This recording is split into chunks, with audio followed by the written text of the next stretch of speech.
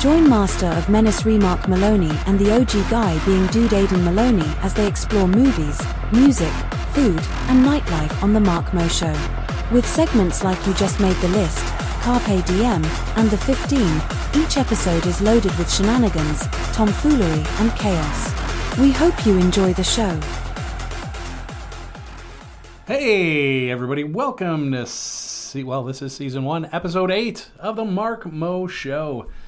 My name is Mark Maloney, and I'm your host, along with co-host AK219's very own Aidan Maloney. Aidan, how are you doing? How are you feeling? Feeling pretty good. Feeling like a human being a little more, which is fantastic. That's good. That's a plus. And it's a beautiful weekend to be inside enjoying life. I agree. No doubt. It's just kind of gray and a little gloomy. Cold. And, yeah, don't need that. At least in the region. I'm sure all you lovely listeners, Europeans, a shout out South America. What up? How's the weather down there? It's got to be nicer than here. Oh, I'm sure.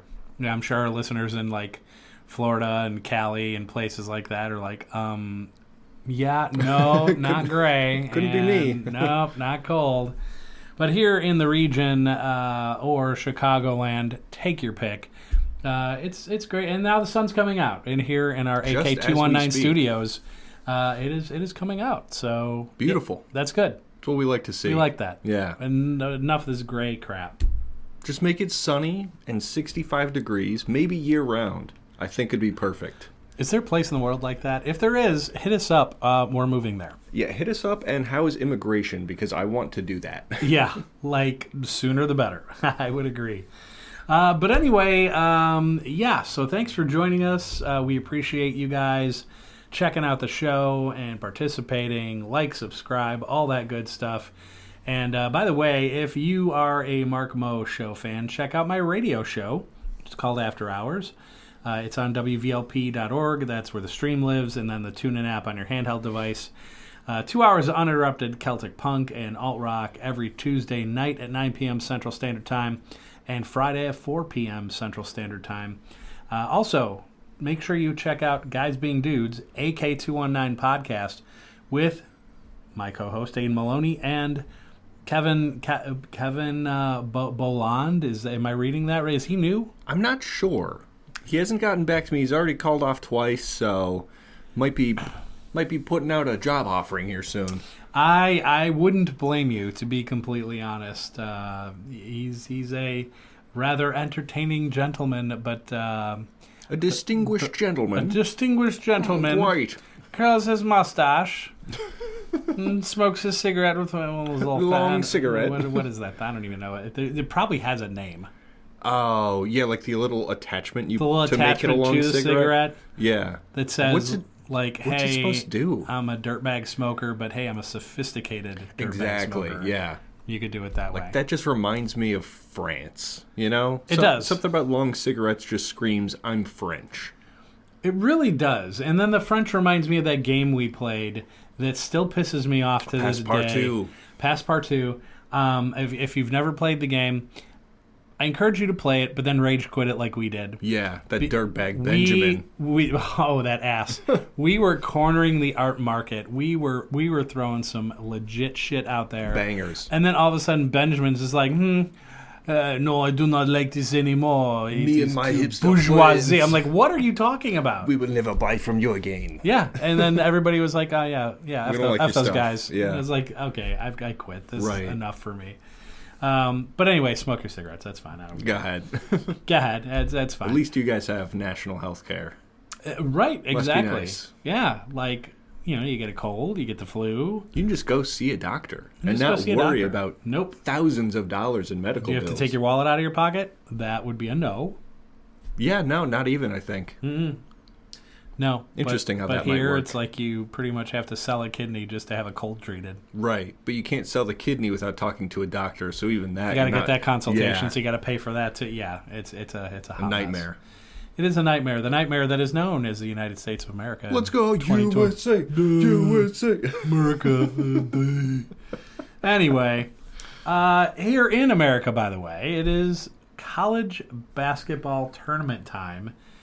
And Aiden, that can only mean one thing. Basketball. Well, yeah, but... Tons of illegal gambling.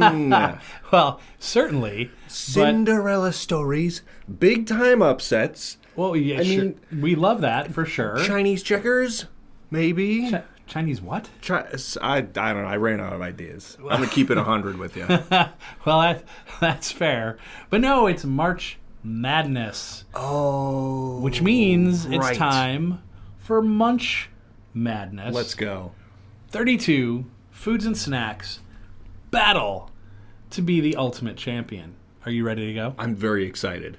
All right. And opinionated. That I know. As the Lord intended. As the Lord intended. Now, we have broken it down to... We're not doing 64 because that'd be insane. I'd be putting like grapes on here. Right. I mean, that'd be the full episode. That'd be the full episode. There's no reason for it. If we were on Patreon, we'd be like, hey, catch the full 128 right, snacks. yeah. Of food.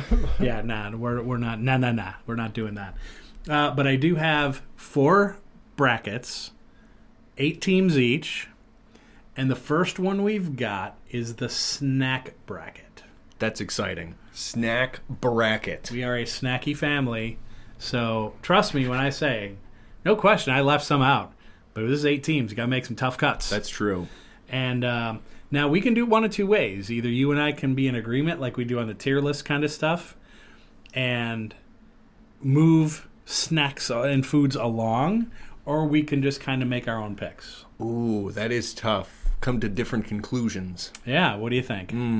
I think we have to do it cooperatively. Okay. Yeah, because there's not 2 winners in March Madness. There's got to be just one winner. And there's Munch always a Madness. winner when you have a bunch of snacks in front That's of you. very true. So, all right, here we go. This is the snack bracket. The 8 seed, Twinkies. Ooh, big underdogs, but... Versus number 1, potato chips. And that's an all-encompassing wide range. Kettle chips, cheddar, sour cream, pickle, ketchup, all that stuff. All dressed up. So the all dressed from Canada. Those are so man. good. What is it with Canada and just being better yeah. things? Yeah, it's a thing. It is weird.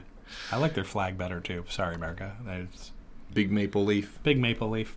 Big red leaf. Keep it simple. Keep it simple. Tells me about your country. Yeah.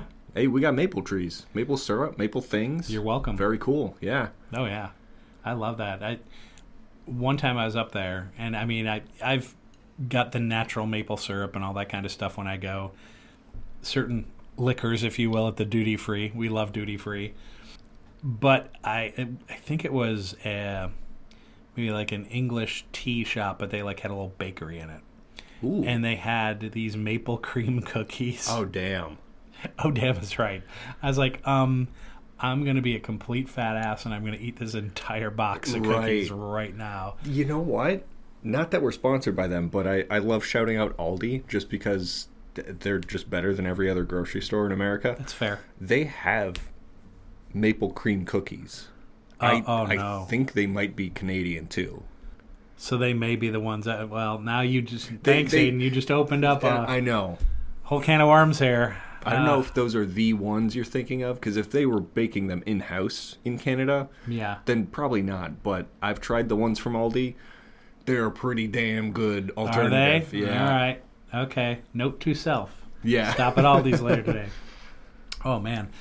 All right. So we got number 1, potato chips. Number 8, Twinkies. What do Twinkies have a shot in hell here? I don't think so. I mean, everyone loves a good upset, but I mean, the 1 seed is really strong. 1 seed strong. Really strong. You know, chips, you could sit there and just munch on them on your own. You're having a sandwich or a burger or whatever. I mean, just like so many applications of said chip.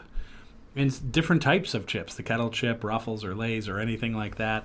I think Twinkies are just, it's not going to work for them. Yeah. Chip's got too much talent on the bench, a lot of depth on that team. Absolutely. Twinkies, I mean, you're kind of a one-horse kind of operation there. Operation, yeah. Right. I mean, you got the cream. I get it. You got a shelf life of 1,000,000 years. Yeah, I get it. I feel like all of the Hostess and Little Debbie products have gotten worse over the last decade or That's two. That's fair, because they shut down and then they reopened. When they reopened, it was like, wait a minute. Right. This isn't yeah. quite the same. Everything tasted filmy, leaves that weird oil in your mouth. Yep. Whatever kind of weird Crisco shortening bullshit they put in there. That's fair. Yeah.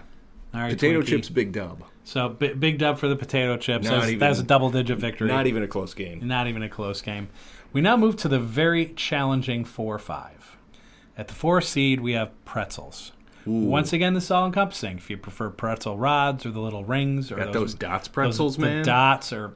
Oh, don't even get me started. Unbelievable. The butter braid, which I always kind of like too. Pretzels, very solid 4. Against the number 5 cheesy poofs. Oh, man. Cheesy poofs. I love me some cheesy poofs. And once again, the only thing I think that keeps me from eating an entire bag of Cheetos cheesy poofs is the fact my hands are absolutely coated. They're caked, yeah. After like half the bag, and then you're like, okay, I've had enough. Right. Because it is all over my hands. Yeah, I feel the evidence disgusting. is there. The evidence is there, right. You can't be like, were you in the kitchen snacking? And you're like, no. And you sit there and you're as orange as Trump Neon is. orange, and, right. Yeah, you're like, no. Right. Yet cheesy poofs are fantastic, but I will say they have been categorized as poofs, meaning the crunchy Cheetos, or maybe even like, you know that Pirate's Booty? Yes. That popcorn-esque thing? I don't know, would that fall under cheesy poofs? Because that would add some depth to this team, because I'm going to tell you, I'm leaning a little bit pretzel. That is fair, and like I said, this is an all-encompassing category. So cheesy poofs, it could be just the big poofy cheesy things, but like you said, the Pirate's Booty is kind of that way. There's also like this popcorn stuff that's kind of the same consistency that Cheetos does. It's also kind of a poof. Yeah. So I guess you could kind of throw it in the... Oh, but I guess cheesy poofs, you also get cheese balls. And cheese balls is a strong player. Now, cheese balls is a strong player. Ooh. That, no. Yeah, now this is tough. Because pretzels are great, because you sit there and you do pretzels, right? So you got pretzels, and they're great with beer. It might be the ultimate beer snack. Right. Is a pretzel. You could even dip the pretzels in beer cheese while drinking beer. Oh, Now that's an idea. I think you just opened a black hole. Yeah. That's something. If this game was close, that might have been the definitive 3 that puts it away. That puts it away. Yeah, I dig it. You go to German places with the German beer and the big mugs that they have, and they'll just drop a big old pretzel right in there. Yeah. So yeah, this is a tough 4-5. It is a very tough 4-5. I think I'm slightly Team Pretzel because I feel like Team Pretzel's got the versatility to... Perhaps you could go with sweet route. I mean, you got those pretzel rods dipped in chocolate, white chocolate drizzle. I think you just tipped it. Yeah, I think you just tipped scale. it with that one. I was not thinking about that, but at Christmas time, right? People get those pretzel rods with the dark chocolate on them. Yeah. Talk about something I will eat about 10 of. Yes. Oh my God, those are great.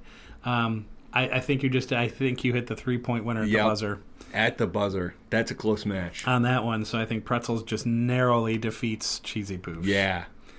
We're now to the 2-7, and I know this could be a very easy one for Aiden. Number 2, Cheez-Its.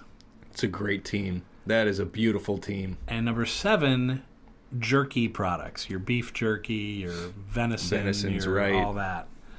Now, some might call me biased, and you're right. But I fuck with Cheez-Its heavy. Oh, yeah. They got the original, fantastic. They got the white cheddar, fantastic. Not sponsored, but I wish they would. This could be a blowout, but then again, beef jerky's really great. You get there's this one, it's like peppered, so it's got kind of that pepper kick to it. Yeah. And it's so good. You got the ones now that they're a little bit more meaty than your standard jerky, and they're like in the bites. The little bites, yeah. Those are really good too. Those are fantastic. And then I think it's called like Biltoing or something like that. It's jerky-esque, very, very good. Very pricey though. I think that's the conclusion I'm coming to is jerky. I mean, they got that NIL money for them players. They do. That's pricey stuff. But They do. sometimes you take a gamble. You spend that $13 on a bag of jerky, and half of them are like biting through rocks. That can happen. It's like, that's not a $13 snack. No. Whereas Cheez-Its are solid every time. Yeah. So jerky's that big, beefy, meaty team that they could just lay you down in crunch time. Exactly. Yeah. That's good. Where Cheez-Its is just a balanced squad. Yes. Goes out there, gives their 100% every time. Never and every lets you time, down. They're good. That's know? true. I'm a Cheez-It man. So we're saying Cheez-Its a solid victory. Solid victory, yeah. I love that. All right. Snack bracket, not a lot of upsets so far. Nope. That's pretty much the chalk as we go along. However, this one could get interesting. Number 3, popcorn. It's pretty wide. Versus number 6, Doritos. Ooh. I like both. Yeah. Especially when you talk movie theater, because I'm very much the movie goer. And obviously I do reviews and things like that for my magazine article and other stuff. So I'm a semi-regular moviegoer. I'm almost more excited, unless it's like a Marvel movie or something I'm really amped up to see. I'm more excited because I'm like, oh my God, I get to get a big tub full of buttery popcorn and I can't wait. Very true.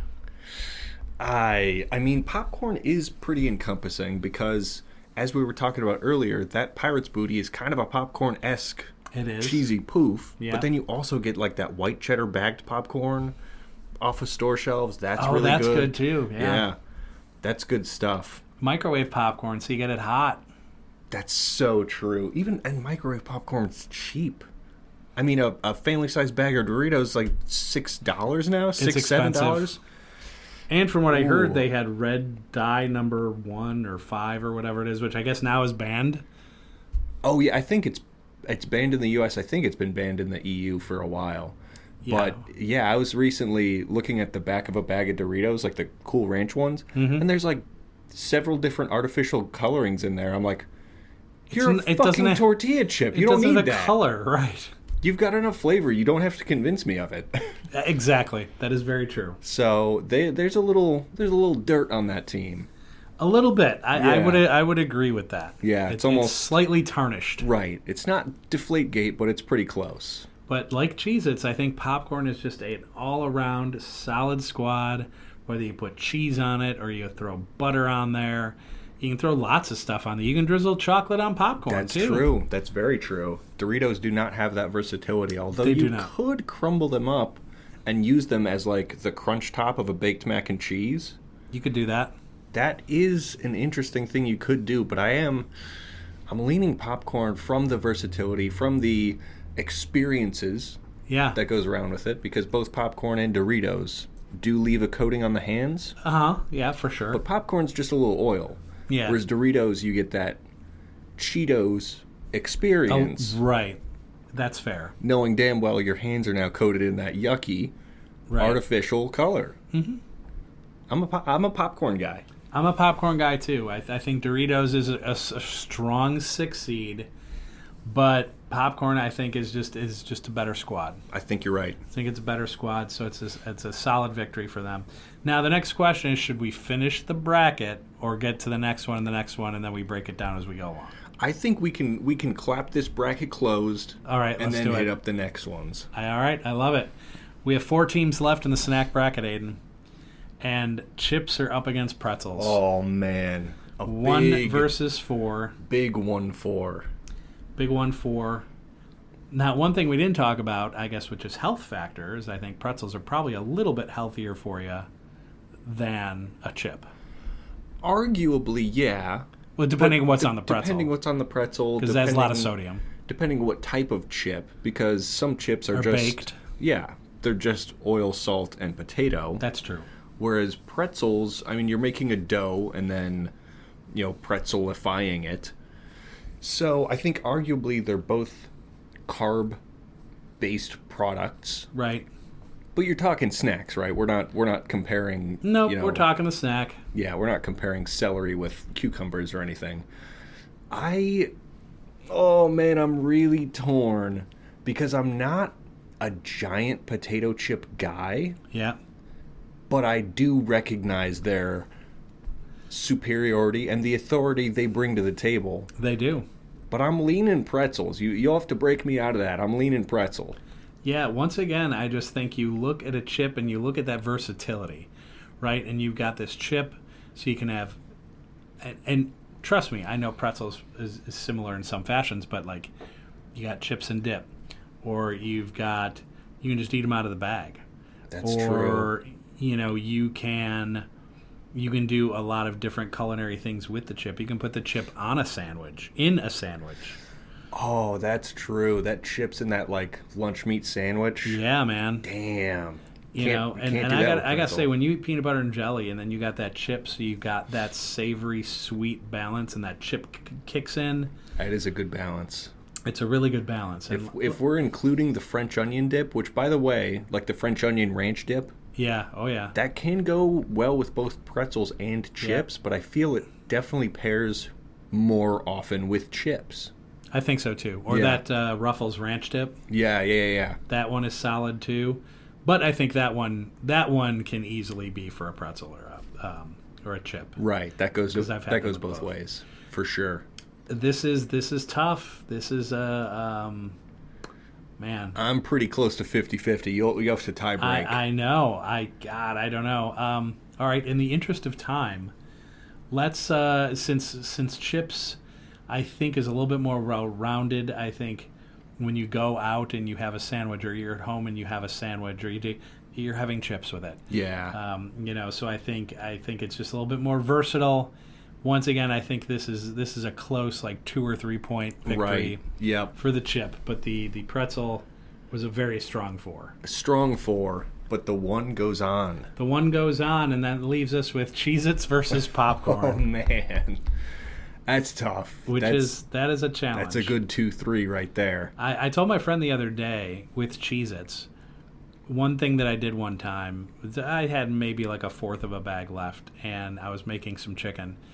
And if anybody that knows me and has had my fried chicken knows that I make pretty good fried chicken. One time I took them and I left them in the bag and curled up the bag, and then lightly with a tenderizer smashed it into a Cheez-It powder, which I then put into the flour mixture of the chicken. That's genius. It was amazing. That is genius. It was really, really good. Something you can't do with popcorn. Something you cannot do with popcorn. I'm going to let my bias speak again. I think Cheez-Its pulls away with this one. You do? I think I do, and it's purely just bias. I have no facts to back this up. We were just talking in the popcorn versus Dorito match how close it was and how strong popcorn is and versatile, but Cheez-Its is so good. Yeah, I will give that one to you, even though I'm a huge popcorn fan myself. I too love Cheez-Its. Actually, there's a knockoff Cheez-It called Cheese Nips. Now, I haven't seen them out and about in a while, so I don't know if they make them anymore. Oh, right. I think it's just a different bakery. I'm trying to remember who makes Cheez-Its. Is it Cheez-Its is Kellogg. It's Kellogg? Yeah. So Cheese Nips might be Nabisco? Nabisco, maybe? could be Frito-Lay. Could be. Yeah. But the Cheese Nips I thought had like a little bit of a different cheesy flavor, and I always like those too. Yeah. And then there's those little circular ones, cheddar something or other. They're like a little circle cheddar cheese cracker. Oh. Those were pretty good too, and I can't remember who makes those. But yeah, I will, like I said, I live for popcorn, man, especially when I'm watching the movies. Right. But I do have to say, when I'm not watching a movie, I don't have it a lot. That is true, yeah. I don't have it a lot. Now, if I have a bag of microwave popcorn, I'll make it, and I'll melt a little butter, and I'll put that on the top of it, and then it's close to what you get at the movie theater. But I don't do that all the time, and it's like I strictly kind of have it in the am I watching a movie category. Or Cheez-Its you can just eat anywhere anytime. So yeah, I think Cheez-Its it. Cheez-Its moves on. We're on to the 1-2. The 1-2 chalk matchup, Cheez-Its chips. This is too difficult. I know, and this is just the first bracket. Oh man, this is the first bracket. There's gotta be a tiebreaker here, because you know I lean Cheez-Its, but we did just talk up the versatility of chips, and you could crunch up chips and put them in fried chicken batter too. You Almost can. make it panko-esque. Yes, you can. So this is on you, man. Oh, this thank you. I This appreciate game that. is too close to call. It's too close to call. But once again, I'm just going to go with the versatility of the chip. Although Cheez-Its are pretty versatile too. But Cheez-Its are Cheez-Its. Just cheese. That's true. Cheez-Its. Where chips, you have cheese-flavored chips. Got barbecue. Pickle, barbecue.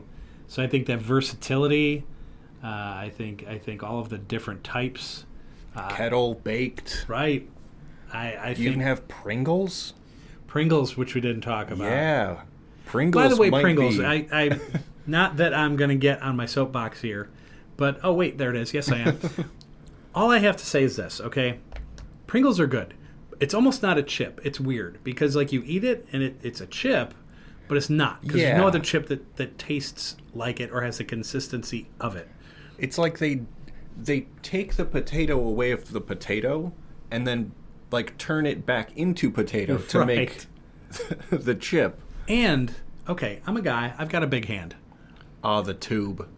Assholes, what are you doing? It's like you provide this delicious snack and then kind of be like, ha, good luck. Yeah, and then like you flip the tube over because your hand is too And then big all to the get crumbs in. come out. Right, and then the very fragile potato-esque chip breaks. They break. They do. That's the whole point of it being in a tube is so less break. But then the tube is its downfall. It is because you can't get to said snack. It's almost like, excuse me, miss, can I borrow your 5-year-old? Yeah, Right. Can you reach in there and grab a few chips for me? Thanks, dude. Because it's just, there's no way you're getting your big paw in there. Right. It's just not going to happen. You can't do it with chopsticks. They'll break the chip. Yeah. You can't do it with like those little sticky grabby hands. Yeah, so now you're fingering it. Right. You're putting your fingers in the hole, and you're... Anyway, Pringles. So Pringles might close out the deal, though. As a bench player, they came in and they scored. come right like- off the bench, Yeah. hit that clutch 3 down the stretch. Chips narrowly over Cheez-Its. It's a tough bracket. That was the end of our snack bracket. We're now on to the appetizers/sides bracket. Once again, very, very tough matchups here. We're going to start with the number 1, fries. Fries. French fries. And that's once again, chips was a solid one in the snacks. This is a very solid one in the appetizer sides. And they're going up against fried pickles. Now, I'm not a fried pickle fan, but I know people that swear by them. I am one of them. Yeah. I enjoy me some fried pickles. But the matchup's tough. I don't know. As far as an 8 seed, I feel for them because I'm Right. on their side. But fries is a really strong one. Yeah. And as much as I lean toward fried pickles, you've got a lot of versatility with fries too. You got Cajun fries. Yep. You got all the different fried dishes. You can make Irish nachos, Texas nachos. I think fries pulls away. Waffle fries, steak fries, shoestring fries. I mean, you just have so many different varieties. All the fast food joints all have slightly different variations of the French fry. And then, of course, there's poutine. Right. And that, I think, like, if you were even like, it could be a close matchup, and then you throw poutine out there, it's like, oh, now it's a 20-point drubbing. Right. And I think that's what we're looking at here. Yeah. So if it's okay with you, fries moves on. Big fries victory. Big fries victory. Now, 4-5 is always a tough matchup. Right. We got number 4 nachos versus number 5 onion rings. That's pretty tough. I love nachos. It's one of my favorite appetizers to get anytime I go to a Mexican joint. But I really fuck with onion rings. I know, right? If there's any place I go where I know the fries are just okay, I get the onion rings. Uh-huh. Because they always hit. They do. I'm thinking this could be the first upset. 4-5 is not really an upset, but I'm feeling onion rings recently. I am too. Last night I went to a restaurant in a town close to ours because I also write articles about restaurants and bars and things like that. So I was there all night. I had a ton of really good food, and so I left and then met my friends at a sports bar here because the tournament's on, right? So we're catching a game. Michigan State won big. Go Sparty. And we're watching that, and of course I have to have cheese sticks, right? Very 'Cause true. I earn points, and it's like, oh, free cheese sticks? Yes, please. Don't mind if I do. Don't mind if I do. So now I had this dinner. Now I had these cheese sticks. Now we go to this bar in town called Duffy's. That's that's where you end the night. That's a late bar. But I'm with there's 6 or 7 of us. We're all hanging out, having a good time. My friend Jess decides to order onion rings. I'm full. I'm several beers in. I've had tons of food, but those onion rings hit the bar, and you're like, well, don't mind if I do. yeah, I think we're gonna have 1 or 2 of those. I agree, man. Onion rings are so solid, and different dips you can have with them too. You can do a beer cheese with those onion rings, and that's fire. That is very true. They got those Cajun Chipotle mayos with the onion rings. Golly. Well, I think we have our winner. Onion rings, the 5 seed, moving on. Solidly moving on. Very true. Sorry, Nachos. You are a good team. Yeah, they came in at that 4 seed, thought they were hot shit, and then Onion rings was like, no. I don't know. This one, potential for an upset. Potential. Number 2, cheese sticks. Strong 2. Number 7, quesadillas. Ooh. Oh, man. I love me a quesadilla, dude. Love quesadilla. I love cheese sticks too, though. There's the what are they? The beer battered cheese sticks. I think Red Robin does them super well. They're fantastic every time. But I'm calling it right now. This is the 512. I don't know how quesadillas loses. Oh man! Came in at the 7 seed swinging. Yeah, quesadillas are good. I like them. I like them because you got everything in it, right? You got some sort of meat product. You have the cheese, the tomatoes, and then the dip, which most times is sour cream. But once again, you can do salsa. Yeah, right. You can do anything like that. Salsa verde, fantastic. But cheese sticks, man, that is an all-around solid squad. It's a tough matchup. It's a lot tougher than I thought. Yeah, I think I would lean more cheese stick route if the breaded cheese curds, like you get at Culver's or... And they technically could be part of that, just like the cheesy poof with the Cheetos. They could be a part of that, but I just feel like stick as a form implies a stick shape. Sure. And I don't know if that fits. I don't know if that fits. This I'm quesadilla all the way. I'm trying to argue on behalf of cheese sticks to be devil's advocate, but it's just my heart is screaming quesadilla. Because I'm a cheese stick guy, 100%. Like if I go out to a restaurant and there are appetizers, I do a quick glance for the cheese stick. Right. And as soon as I see it, I'm like, cheese sticks. Yeah. I don't even look at anything else. Cheese sticks are another product too that's really hard to screw up. Right. It's a big hunk of mozzarella cheese surrounded by some sort of breading, coating. Right. And that can vary depending on the restaurant. And, most often you dip it in marinara, but lately I've been dipping it in ranch. Ranch is great. Ranch is great. Ranch with the cheese stick is solid. Could also dip quesadillas in ranch.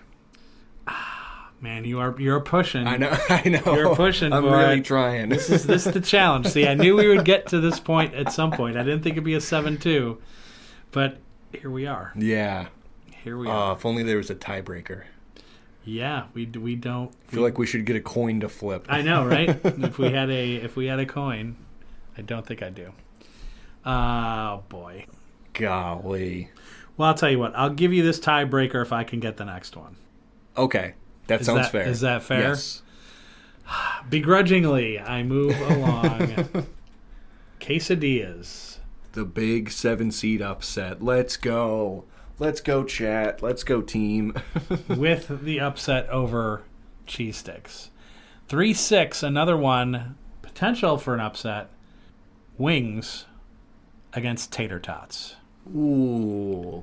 See, tater tots is interesting because it's like they took fries and hash browns and they had a baby.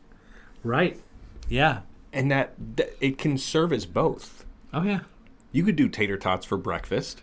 It's your hash brown, yeah. Whereas I don't know if you can do fries for breakfast. Mm. There's no law against it, but people might look at you a little strange. Sure. See, tater tots can be for breakfast, but they can go in all the same fried dishes. Yep. Right? And they go in a lot of casserole kind of thingies too. That's true. You'd make tater tot poutine. Yes, you could. You absolutely could. You can make any type of those like Irish nacho type dishes with tater tots instead of fries. But wings are really great. Wings are great. Yeah. Wings are great, and once again, you could just have them fried. You can have them baked, grilled, and the sauces are endless. Or rubs. There Dry are some. rubs, yeah. I had a lemon pepper dry rub last time I had wings, which I can't remember when that was, probably weeks ago, but I had them for dinner one night. I had this lemon pepper rub. Fantastic. Yeah. Fantastic. It is good. wonderful. Bone in, boneless, either way. Yeah. Wings are really, really good. Yeah, I'm more of a drum guy for the wings. Sure. Not as much of the flats. But even so, they're just delicious. Yeah. I like chicken a lot. I think I gotta go wings. Okay. All right. I'm fine with that. I do love tater tots and all of its applications as well, too. Like sometimes with the points, like you get appetizers and stuff at B-dubs. And a lot of times I'll qualify for like the tots. And I'm like, oh, that's great. Yeah. And so what I'll do, I'll be like, hey, can you smother that in some sort of queso sauce? Right. And they do, Genius. and they're so good. Genius. They're so freaking good. So we salute your attempt, Tater Tots. Tater Tots, played a very good strong game. 6. You played a good game. Wings, just too much. Yeah, just overpowering. Now things get interesting. Right. We're on to fries versus onion rings. Oh, If man. that wasn't a thing anyway. Right. Fries versus onion rings. Now, fun fact, my dad, your grandpa, preferred onion rings, and especially at an establishment called White Castle. And he swore by their onion rings. And they're very good. You know, And there's a lot of other bars and restaurants in the area that really have... Like, I feel the onion ring game in this part of the world is very strong. yes, I completely agree. I think it's very strong. I don't know if that's a genetic thing that skips a generation because I'm pretty much completely in line with that. If I see both fries and onion rings as options, I usually lean onion ring. Unless it's a spot where it is established, I know they have good French fries, like the Cajun at Five Guys or the Cajun at Popeyes. Or McDonald's, which is a no-brainer. Yeah, no kidding there. But I lean onion rings, but that's a big 5-1 upset that I'm suggesting. Mm-hmm. And I don't know if that's going to fly by the commish, you know? It's not. And since, Yeah. and since, I mean, everybody that knows me knows I'm a fry guy. So, Yeah. That being said, I completely understand where you're coming from onion rings. The only thing I think and that sways me, besides the fact I just love fries, but the thing that sways me too sometimes is that sometimes you bite into the onion ring and the entire onion slips out. True. And now you've got like a teeny tiny piece of breading and a huge mushy onion in your mouth, and you're just like, well, that wasn't expected. Right. And now you got to shove the rest of the onion ring in your mouth. Because the ratio's off at that The point. ratio's off. Yeah. So I go fries, I think. I think the one moves on in this aspect. But I will give onion rings credit where credit's due. Breading and frying a root vegetable that has a lot of that water moisture, which leads to that onion slippage of its breading, but they still found a way to do it. Right. Yeah. And that is admirable. Yeah, I think when you're cutting up the onions and making them from scratch like that, I think you really got to try to take a little bit of that moisture out. Yeah. Before you dredge them and bread them and all that kind of good stuff. Pat them dry, Because if you just cut them up and you just throw them in right away, like you said, that moisture, I think, creates that slippage where you take that bite and it all comes out and you're like, well, okay. But then there's some where they do it right, where that breading is damn near adhered to the onion a little bit better, so you don't run into that as much. So it's almost the same process I imagine you'd have to do to make latkes, like potato pancakes. Yes, you got to take all that starchy water out of there. You absolutely have to. So yeah, it's a tip out there for all you onion ring makers. That's right. I am now going to talk about the Cinderella The Cinderella story. It's an appetizer side out of nowhere, about to become Masters Champ. No. Different sport, guys. Quesadillas versus wings. 7-3. Quesadillas wings. I love quesadillas so much. I know you do. And I really talked up their upset last time, but this is going to be a lot closer of a match. It's a different animal. Different animal entirely. Different game plan necessary. Because wings are strong, man. Like you said, wings are difficult to mess up. Whereas, I mean, even Taco Bell fucks up a quesadilla sometimes. Sure they do. Yep. So, I mean, do those mistakes bring quesadillas off of this Cinderella story? Or does the upset continue? I think wings is just too strong. Wings is too strong. I mean, they had a good run. Upsetting cheese sticks, of all things. Right, yeah. But, yeah, I think wings. Third seed wings. Moves on. Looking to move on. Definitely moves on, which brings us to the final in the appetizer side bracket, fries and wings. Fries and wings. Two great tastes that go great together. How dare you pit two bad bitches against themselves? I know, right? This is tough for me. This is tough for me. I was just arguing against fries in the onion ring bracket. Uh-huh. And now I'm almost tempted to lean towards fries. Now we're turning it all around. Because wings has been so strong. Whereas, fries put up a big dub last time. I don't know. Because it's almost... these are appetizer sides we're talking about. But I've always thought of wings having the potential to be a meal. Whereas fries typically do take the place as a side unless they are in a full dish like Irish nachos. Correct. Yeah. So with that in mind, or poutine or whatever. Poutine, yeah. Right? God damn it! You brought up poutine again. I'm feeling fries again. yeah. But see, I get the wings. I really do. That is a tough one to pass up. But you can't gravy and cheese curd a wing, really, can you? I don't think you can. But here's something I'm just going to throw out there. You have an appetizer side. You have leftovers. You put it in your fridge. You wake up the next day. You're going to eat it.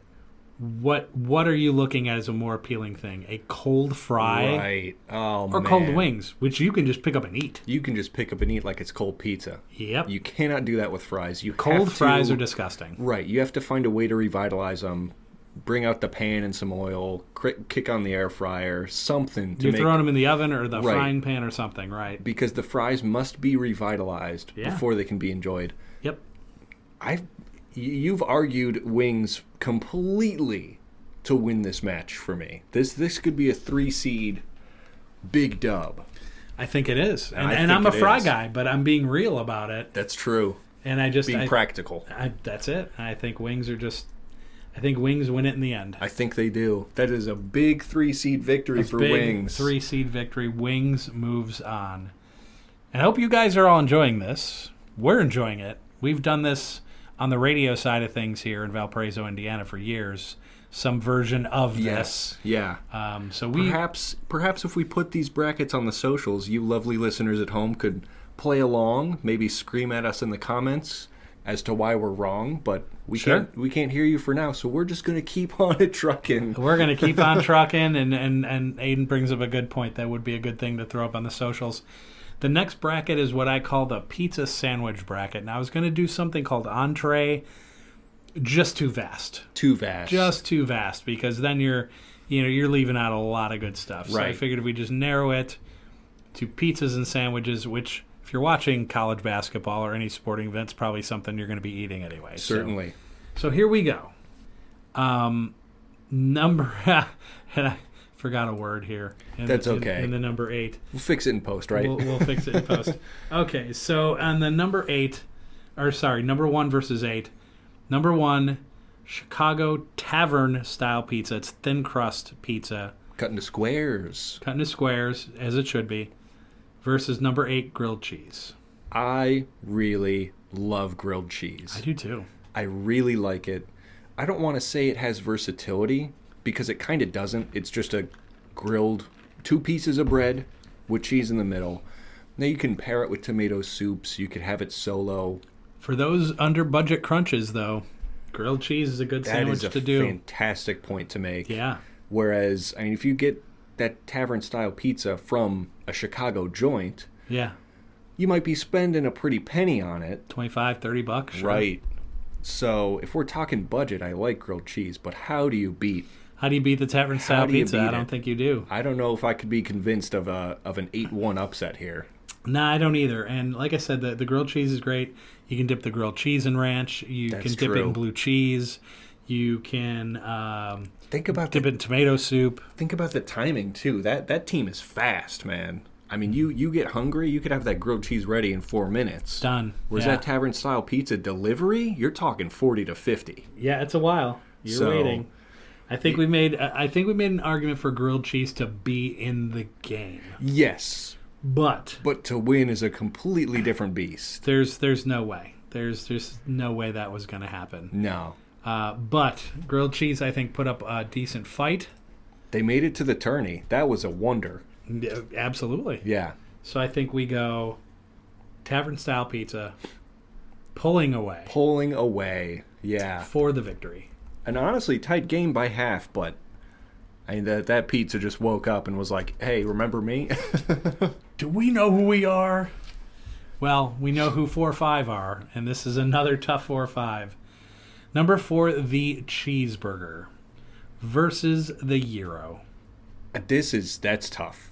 That's tough. I love me a good gyro, especially for an gyro. authentic Greek restaurant. Oh, forget about it. It's just a fantastic sandwich. Of course, it's in a pita most of the time, which you could argue makes it more of a taco, but that's probably true. Tacos and hot dogs could both be considered sandwiches, depending culinarily how you think about it. So, sure. That is what it is. But here's my argument, because I automatically lean gyro just because they taste phenomenal. The tzatziki sauce is crazy good. But which one of these 2 items could you make at home? The cheeseburger. The cheeseburger. And a house burger, good old house burger, man, is nothing good stuff. beats a homemade burger, man. Most people have grills in their yard. You can throw it right on there. Right. Making gyros at home, that's a beast. You right, really got because chances are you don't have the spit. Right. And you don't have the big wheel o' lamb. And I mean, think about the quantity of American houses that keep pitas at home. It's not a high percentage. No. So you really got a meal plan when you're at the grocery store to make gyros happen. Got to find tzatziki sauce somewhere and make your own. I mean, you always got ground chuck lying around. You got some type of bread and cheese and lettuce, tomatoes. You've got a burger. I think cheeseburgers are more practical. Yeah, that's true. Even though if both are in front of me, I'm going to reach for the gyro. That's my only counterpoint. Yeah. It's not much of one. And like you said, too, like if you're out and about and you're traveling cross country, whatever, I'm going to run into 20 burger joints before I run into a gyro joint. Right. And when you go down south, you're going to run into less gyro joints. Right, even fewer, yeah. Even fewer. So I think cheeseburger, I think it's a competitive game for sure. Yes, I agree. I think cheeseburger gets the win. Yeah, their play styles are very different. Oh, for sure. But yeah, cheeseburger with the dub. This is going to be interesting 2-7. I don't think this will be the 2-7 upset, but number 2, and for people outside of Chicago, maybe you won't understand, but I know like Buffalo has this thing called beef on weck. There's the beef sandwich like in Massachusetts. So there are versions of barbecued beef in North Carolina and Texas. So there's versions of beef sandwiches. In the Chicago area, there's a thing called an Italian beef sandwich. A beautiful sandwich. It's a beautiful sandwich. Versus the chicken sandwich. And all of its various applications. Oh, man. You got the grilled chicken sandwich. You got the breaded chicken sandwich. Holy. Yeah, that's tough. That is tough because I love chicken sandwiches. I feel like I've eaten more chicken sandwiches in my life than I have Italian beefs. But probably. Yeah. That Bona cheesy beef, man. That cheddar cheesy beef. Al's Pops, right. Golly. Yeah, because I think from a quantity standpoint, you're going to find chicken sandwiches more often than you're going to find Italian beef. Sure, yeah. But there are restaurants that are like, yep, we do Italian beef. Yeah. And that's what they say they are, and that's what they do. And other than like Chick-fil-A, there really isn't a place that's like, we're the chicken sandwich spot. Well, a lot of places have chicken sandwiches, but they're not like a chicken sandwich spot. There's one that I can think of off the top of my head. Yeah. Whereas Italian beef, I could probably name like 15 to 20 joints in Chicago that are like, we are an Italian beef restaurant. Right. That's what we do. Yeah, it's a speciality. Yep. And it's a really good one. And it's delicious. It's a really good one. Now, here's the thing. Chicken sandwiches can be messed up, right? Oh, sure. Chicken sandwiches... Undercooked chicken, you're in trouble. Yeah, undercooked chicken is a huge issue. Dry chicken is a massive issue. Whereas sometimes it's a bad cut of chicken. Sometimes you bite into it and it's awkward and it's like tough. And yeah, that's no bueno. Whereas Italian beef, there's always au jus. If you're like, oh, man, this one's a little dry. You got the huge cup of au jus. No, it's not dry. The only thing that you could potentially do is overcook the meat. Right. Or cook it at too high of a temperature. But if you're getting it from one of these restaurants, that's not what they do. That's not what they do. No, it's perfect every time. The cheesy beef is wonderful. Jardiniere on there. Get real. Get real. They created this topping for specifically this sandwich. Right. Jardiniere. Yeah. Which is carrots and celery. Hot peppers, and there's a whole bunch of like things in there. Some type of olive oil or something. Yep. Yeah. And you put that on top. Make it a cheesy beef. Right. You can do the cheese and some marinara if you want. There's true. There's different things you can even do with it. Yes. You can do dry, which means just the meat. It has the little bit of juice in it. Or in Chicago, there's a thing called dipped, which means they'll just take that whole thing and plop it right in the au jus. Yes, that's where it's at. The only point I make there is if you're, per se, road tripping or on a long commute. Bad sandwich to eat. Sandwich to eat in the car. You cannot make that happen. Yep. You're going to need like 30 wet wipes, 50 napkins. Oh, yeah. So that could be like the third quarter near comeback, but no. Chicken sandwich doesn't have it. No, strong, but no way you're beating the Italian beef. So we are going to have the Italian beef sandwich move on, which then takes us to number 3, the steak sandwich, versus number 6, deep dish pizza. Ooh. Oh, boy. Now, mind you, there's 2 things that I left off this list because there's only 8. Tacos, which would have been strong, and Philly cheesesteaks. That's true. So, but this is steak sandwich, so if you choose to kind of wrap that into an all-encompassing, feel free to do so. Yeah, because Philly cheesesteak is essentially a steak sandwich. It is, correct. In a way, so you could fit that in there, and I think for argument's sake, you totally can. I think an exception here that didn't make the list as well is Indiana's very own pork tenderloin. Pork tenderloin sandwich, which is excellent. That'd have been a contender as well, but didn't make the bracket, which is fine, because we got these 2 bad boys, steak sandwich, deep dish. Last time I ate a breaded steak sandwich, it did not go well for me. No. For either of us. We won't mention the place, because we do love the place. We do love the place. It was just a one-off freak accident where something was mishandled or poorly prepared, and we were both sick for a day or 2. Yeah. And it was a rough one. I was throwing up for a long time. But does that mean every steak sandwich is bad? No. But and sometimes, once again, you talk Philly cheesesteak, which is different than a breaded steak sandwich, which is different than like a ribeye. Sure. With the caramelized onions and cheese. Yeah. Which is good too. Oh, man. That is really good. Here's my counterpoint. I love deep dish pizza. It's usually called like the tourist pizza or the tourist trap pizza, whatever else. And I don't eat it much, but every time I eat it, I love it. It's great. Lou Malnati's kills the deep dish game. There's a lot of... Uno's, yeah. Uno's, Giordano's. Yeah. The deep dish pizza game is strong, but it's one of those things, you eat a slice of deep dish pizza, you're full. You're done. A slice. Yeah. It is very filling. It's essentially a pie, in a way. Really, yeah. But it's really, really good. Mm-hmm. It's really good. I would think steak sandwich pulls away with this one, but I give props where props are due. I'll go as far as to say maybe, just maybe, deep dish hits that 3 at the buzzer. Like I was saying, it's a close one for me. Do you oppose that? I do not oppose that. In fact, the last steak sandwich I ate was probably the one that messed up that defense. That's exactly. Yeah. Exactly. That's a really great point. So I'm thinking deep dish with a 6-3 upset. I like that. I All like right. that for us. We're now on to tavern-style pizza versus the cheeseburger. Oh, man. It gets tougher every time. As we move along. I can't say no to a tavern-style pizza. I can't either. I mean, I don't really say no to cheeseburgers, but for the sake of, like, I can't let tavern-style lose. Not like this. Not like this. Not like this. And I'll be honest, we're very much into our Irish heritage here. And we just had various parades and parties and all that. And so this guy got sick, so he could not join me in my venture to the south side of Chicago Yeah. for said parade.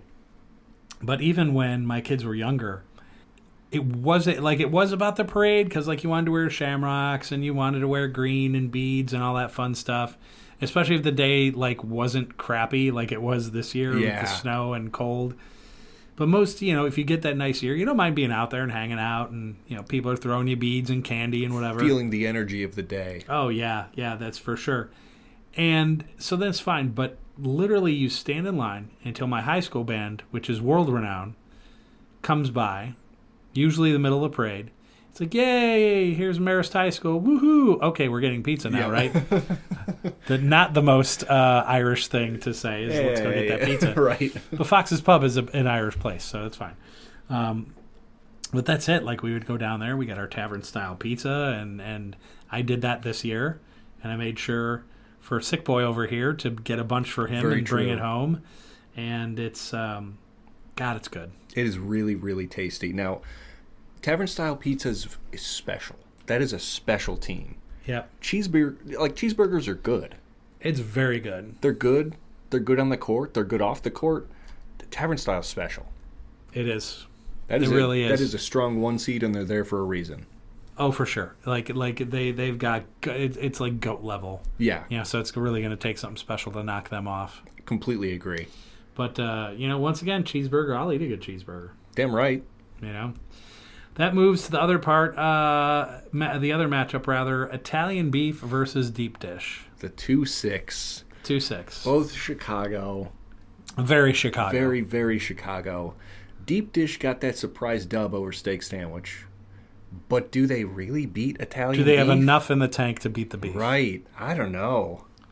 If you're talking like I could eat an Italian beef and a side. Yep. I can't do that with a deep dish. The deep dish is the meal. A slice is the meal. So here's the way I look at it. Every time I've had deep dish pizza, it's been a party, it's been a Super Bowl, I have friends coming in from out of town, the tourist pizza. Right.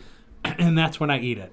When I go out by myself to have a meal or to have a sandwich or whatever I'm going to do, countless times I bought an Italian beef for myself. Right. I don't think I've ever bought a deep dish pizza for myself. No.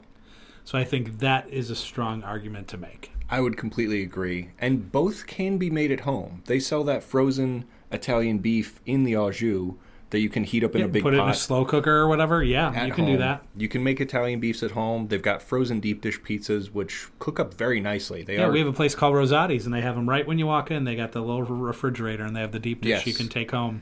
So both are applicable for on the go or at home, but Italian beef just kind of wins at both. I think so. Yeah. Deep dish, strong game. I give you salutes, but that Italian beef, get real. They're too strong. Too strong of a team, which brings us to the matchup I feared. Yes, the 1-2. The 1 and the 2. Oh, no. The tavern-style pizza versus Italian beef. This is just nuts.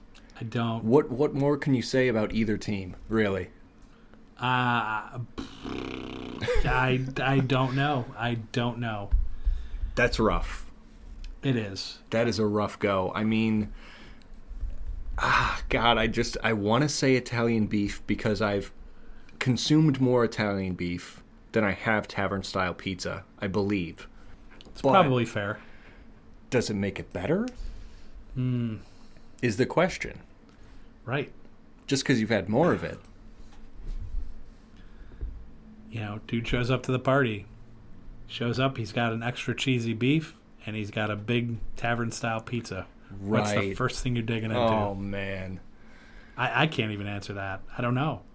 I think It might be the pizza just because for people that have had Chicago-style thin crust pizza, it's cut in squares, which means you have 4 teeny tiny triangular pieces on each one. the corners.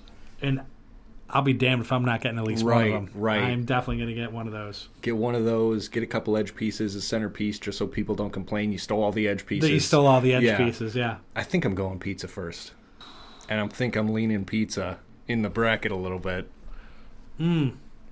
Well, okay. I'll give Okay, it to you. here we go. We'll do the pizza. The old tavern style. Although my heart hurts a little bit on that one. I know it's one of those games that you don't want to see either team lose.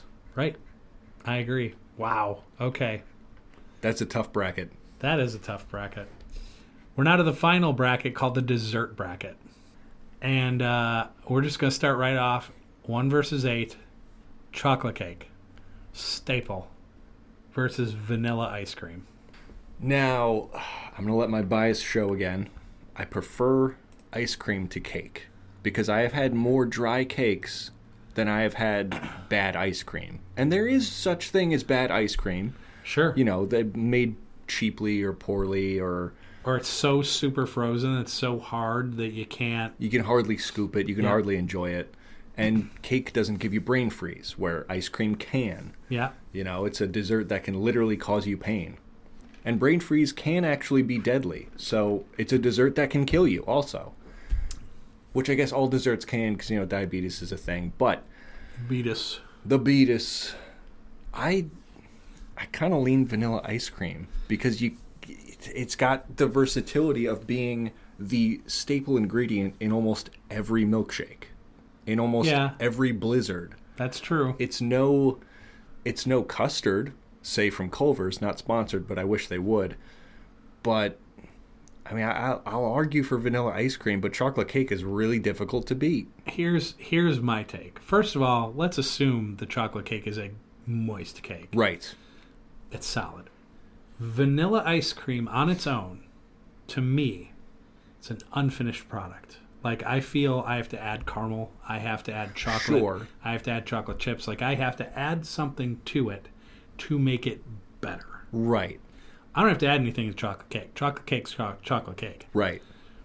So that's why I kind of veer towards the cake a little bit more. I can agree with that point. Because I always feel like if you have to keep adding something to something else to make it better, it's kind of hard to beat the one seed. Right. It almost makes it more of an ingredient with potential than it makes it a fully fledged Yep. dessert. So yeah, chocolate cake I think could pull away with that.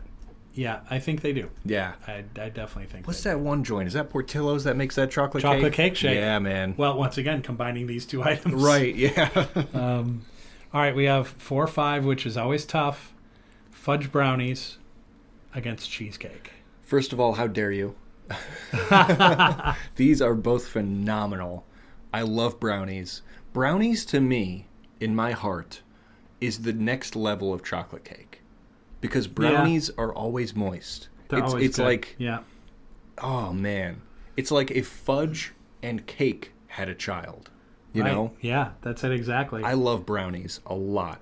You could even put that aforementioned losing team, vanilla ice cream, with fudge brownies. On top of number 4. A little something called a la mode, I A la believe. mode, baby. Yeah, that's good stuff. But I, in my life, have never voted against cheesecake. In fact, I've never voted for cheesecake because I've never been given the choice. The opportunity, yeah. But I really, really love cheesecake. I do too. I want to see a world where brownies takes on chocolate cake. But I think I love cheesecake too much to let it happen. I do too. And cheesecake stands on its own. You really don't have to add anything to it. Right. And if that crust, that graham cracker crust is just right, Right. man, it's perfect. But you can add things to the cheesecake. You can put Strawberries? strawberries, Oh. cherries. Can you even do that turtle Chocolate. cheesecake? Yes. So Shit. I think Brownies is really strong, but I think cheesecake gets the narrow victory. I think you're right. Yeah. I do like that. That's good. That's 5 tough. over 4. That is tough. And that moves us to the 2-7, number 2, chocolate chip cookie. Beautiful. American. Beautiful. Can't even say American staple. It might be a global staple. I think you're right. Versus number 7, chocolate chip ice cream. Ooh. Now, chocolate chip ice cream is essentially vanilla with a little, the chocolate chips little in it. pizzazz. You know? Or you can also have mint ice cream that has that a mint chocolate chocolate chips chip. in it. Ooh, That's solid. yeah.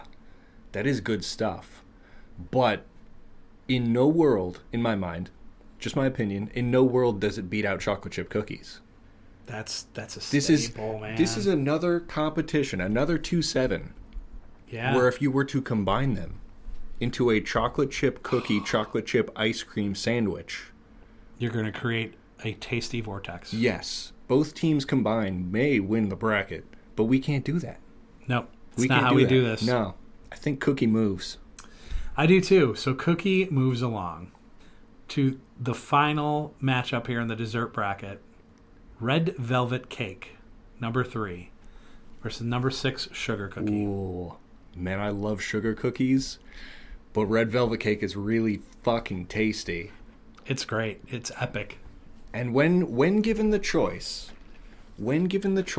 I will typically take cookies or ice cream over cake. I will Usually. just do that. I'll just do that because I've had too many dry cakes to gamble. I'm not a huge dessert guy, so usually if dessert is available, I'll just have an item.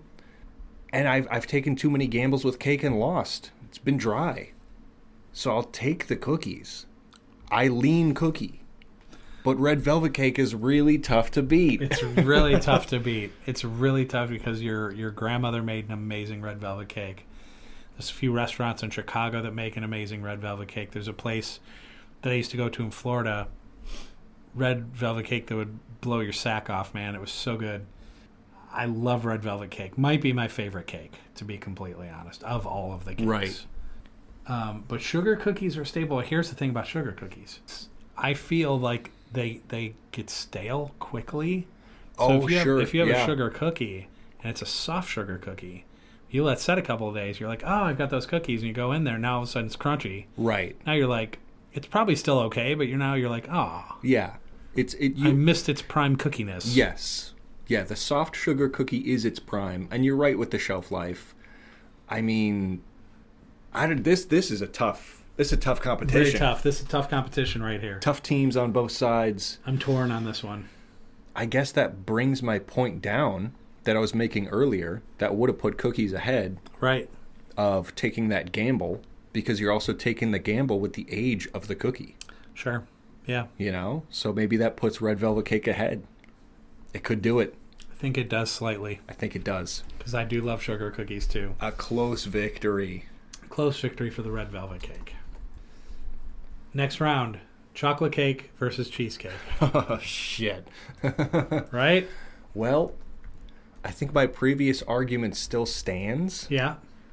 And I think, in my mind, the 5 beats the 1. But you've still got a veto. So if you don't like where my mind's at, You like cheesecake over I chocolate like cake? cheesecake over chocolate cake. Let's go. Let's go. Let's go. The big 5-1 upset. Upset. Oh, man. Cheesecake moves on. Now we have chocolate chip cookie versus red velvet cake. Oh, God. Jesus. The 2-3. That's really rough. That's really rough. Now, here's the thing. The same issue with red velvet cake, hoping it's a moist one rather than a dry one. That's fair. I don't fuck with crunchy cookies. It's got to be a chewy chocolate chip.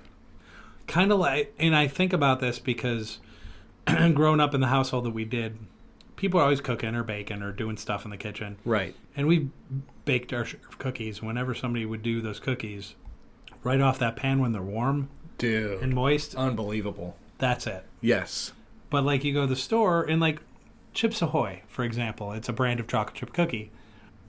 Or if you're in England, a biscuit, I suppose. Boo. It's hey. I love my English listeners. Hi guys. Anyway, Just leave Northern Ireland alone. Right.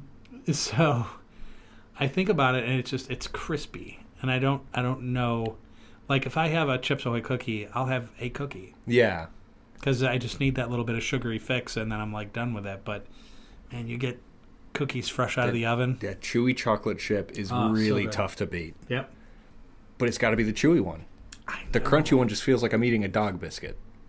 Kind of, sort of. In a way. Yeah. But then we're back on red velvet cake. Right. Where if it's moist, it blows your sack off. Right. If it's a little bit dry, it's just kind of meh. Right. Oh, man. That's tough. It's essentially two teams that... Are very strong but have clear weaknesses. Yes. It just depends who's hot that day. That's right. Now, It's a coin flip. what more often do you make at home? Red velvet cake or chocolate chip cookies? Cookies. Cookies. And they're more accessible in the grocery store. Well, is that the coin flip? I think we just did our own coin flip. Yeah. Chocolate chip cookie advances. We're now have the finals in this bracket. Cheesecake versus chocolate chip cookies. The 2 versus the 5. Oh, man. I once again, we have had to make arguments. Well, not really arguing with each other, but arguments on behalf of these desserts. We've had to make arguments for chocolate chip cookies to get them this far. We have. Every match cheesecake has been in, One on its own. one on its own. I think the Do- number do we- 5 clears the number it. 5 I think the clears number it. 5 Let's clears it. go. Let's go, cheesecake. Well done. A deserved victory. No doubt. Ladies and gentlemen, for those of you that have managed to stick with us on this lovely This journey. Munch Madness, we're now down to 4. This is where we cross the streams. Yep. The snack bracket winner versus the appetizer side bracket. We have chips versus wings. Oh, man. Oh, man. Chips versus wings. First seed chip versus 3 seed wings. Yep. Holy. That's I mean, I lean wings just because I prefer the meal-esque vibe of the wing. Yep. Whereas, like, I'm not going to sit down and eat chips as my food for that moment. Mm-hmm. I'm going to sit down and eat the wings. Sure. The chips can accompany the wings, perhaps. They could. But that then makes them, it makes them the Robin to the wing Batman. Could be. I'm trying to think. Like, if you're at a Super Bowl party, it's a table full of food. You got a big bowl of chips. Whatever chips you like. Say they're your favorite kind of chip. But you got a big platter of wings there, too. It's the first thing you're grabbing. Oh, it's the first thing I'm grabbing. My favorite chips versus a big bowl of wings. Yeah. You know what? I grab the chips first. Do you? I grab the chips first because I will enjoy my chips with my dips and then maybe hit the wings later. Move up. But you start with the chips. I think you do. Yeah. Oh, man. Did I just make an argument for You chips? Totally talked me out of the wings. Yet I think chips wins, right? Mm-hmm. I do. The 1 seed beats the 3 seed. And that brings us to cheesecake versus tavern-style pizza. Oh, my God. That's almost not even fair. That's not even remotely fair. That's not fair. I feel like I cheated cheesecake out, but... Oh, man. That's so tough because if we're going by the same logic of both are in front of you, which one are you grabbing? Of course I'm grabbing the pizza Slice first. of pizza, 100%. Because dessert's always the last thing you do. Dessert is the thing you do if you have room. If you Correct. don't have room, you skip dessert. You feel full, you look at it, and your first thought is, ugh. Yeah. It's like, oh, shit, maybe I'll revisit this in 30 minutes. Right, exactly, yeah. But you always grab the pizza first. 100%. And if I'm full, I'll still grab a slice of pizza. Right. Yeah, cheesecake is filling. As desserts go, cheesecake is filling. So you've got to have room. But if I'm eating pizza, there's not going to be any room because I prioritize the pizza. You're just going to munch on that pizza. Yeah. Man, that 5 seed cheesecake went a long way, but it's hard to beat tavern style. Hard to beat it. And then that leaves us with chips versus the tavern-style pizza. Chips has been on one hell of a run. A hell of a run. But let's be real. Let's be real with everybody right now. Not going to happen. Nah. Not going to Tavern happen. style's so strong. Not going to happen. Like, I almost feel like Wings might have put up a better battle against the Tavern Style Pizza, but once again, I just don't. Sometimes that's how brackets fall. That's how they fall. Yeah. That's Tavern Style Pizza. The Munch Madness victory. Victory in of 2025. 2025. Tavern Style Pizza. Congratulations. You've really won nothing. We're actually the winners. Yeah, that's very true. Because we're going to eat you. As deserved. As deserved. We've earned it. We will find you, and we will eat you. Tavern Style Pizza. Congratulations. Big round of applause. Let's go. Round of applause for Tavern Style Pizza. And hopefully you guys have enjoyed it. If we missed any snack or dessert or whatever, hit us up. Yeah, if you've been playing along at home, let us know how your bracket ended up. How your bracket ended up. Yeah. You know, maybe you're sitting there like, no, pickles. Yeah. Well, you ended up with fried pickles versus fudge brownies. Then we need to talk, but hey. Let us know. Let us know. All right. Well, I hope you enjoyed that. We're going to take a quick break, and we'll be back with Carpe Diem on the Mark Mo Show.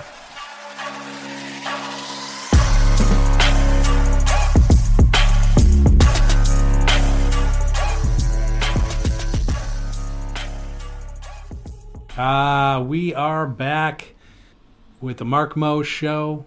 Your host, Mark Maloney, co-host, Aiden Maloney, and it's time for Carpe Diem. You send us your DMs. We read them on the Mark Mo Show. We'll answer your questions. Maybe we'll answer your questions. We're not contractually obligated. No, we're really not. But we might do it. Within reason. Within reason. You send them, then we'll think about it, okay? That's whew, you said it. You said it, my man. One of us had to. Yeah, well, with that being said, what do you got, Aiden? Got 3 DMs today. Gumbo Jenkins asks, I don't know, you know what? What if I'm reading it backwards? What if Gumbo is the surname? Oh. And Jenkins is the given? This is the Gumbo family, perhaps. Could very well be. Jenkins Gumbo asks, Gumbo Mr. Jenkins. What's your favorite alternative to Grinds My Gears? Alternative to Grinds My Gears? I love that really salts my apple. Salts my apple, chaps my ass. Yeah, that's a good one. That's another one. Just the general and straightforward pisses me off. Pisses me off, yeah. Or, like, if you're making a bit, that really gets me TO'd. Gets me TO'd, man. I'm so TO'd. Yeah, that really peanut butters my tilapia. Oh, God, please tell me that you just made that up. Yeah, I just made that up. I may actually like that, though. Just use that one whenever. I think I might. Yeah. I think I might. That's great. Got a DM here from Huge Man. They ask, how huge is too huge of a man? It depends if we're still in the basketball mindset, because I feel like... 8 inches? Huh? Oh, never mind. What? Whew. Huge I'm warm. man. I'm warm now all of a sudden. What am I doing? What do you mean, Where huge am I? Man? Ha. Anyway. Well, that's been the show. See ya. Oof, warm. No, I would say if we're talking basketball, you could go 7 feet plus.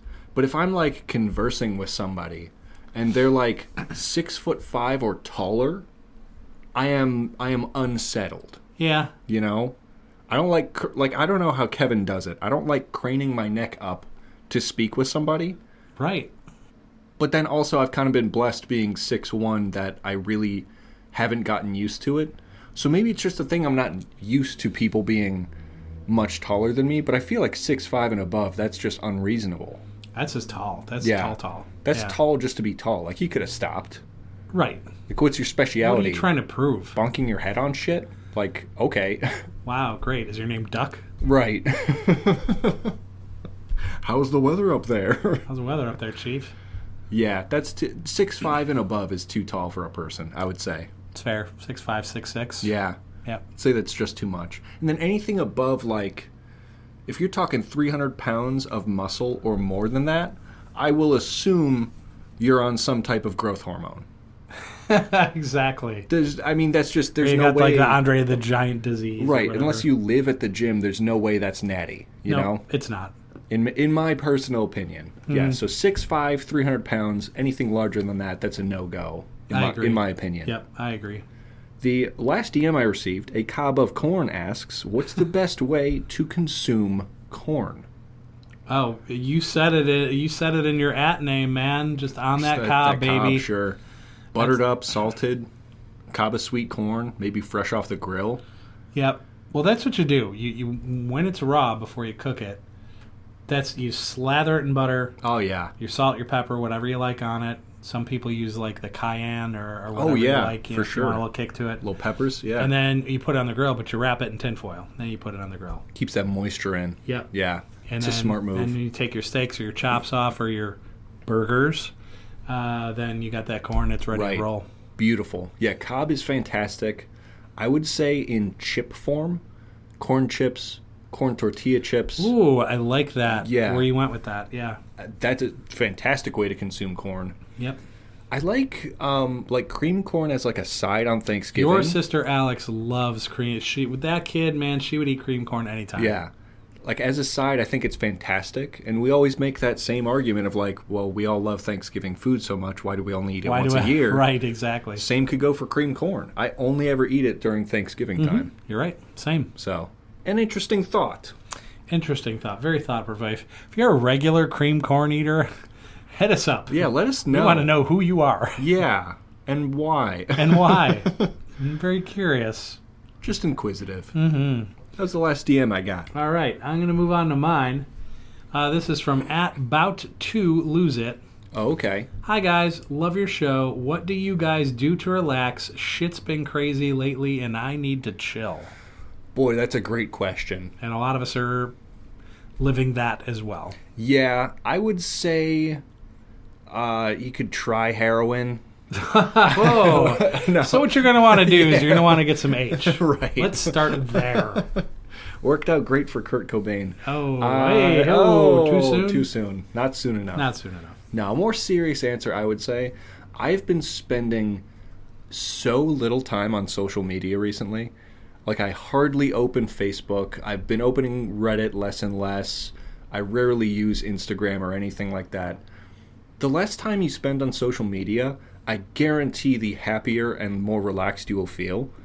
Because it's just, I mean, not to get all like boomer, kids on their phones these days, but it's true. Not maybe in the way they're thinking about it, but it's true in the fact that social media really sucks you in. And, I mean, the amount of scientific studies out there that prove, like, the more time you spend on Facebook, legitimately, the less happy you are. Mm-hmm. So I would say start there. Spend less time on social media. I would say one thing that always helps me calm down, especially after a long workday, is just a big bowl of mac and cheese, a brewski, and throwing something funny on my TV.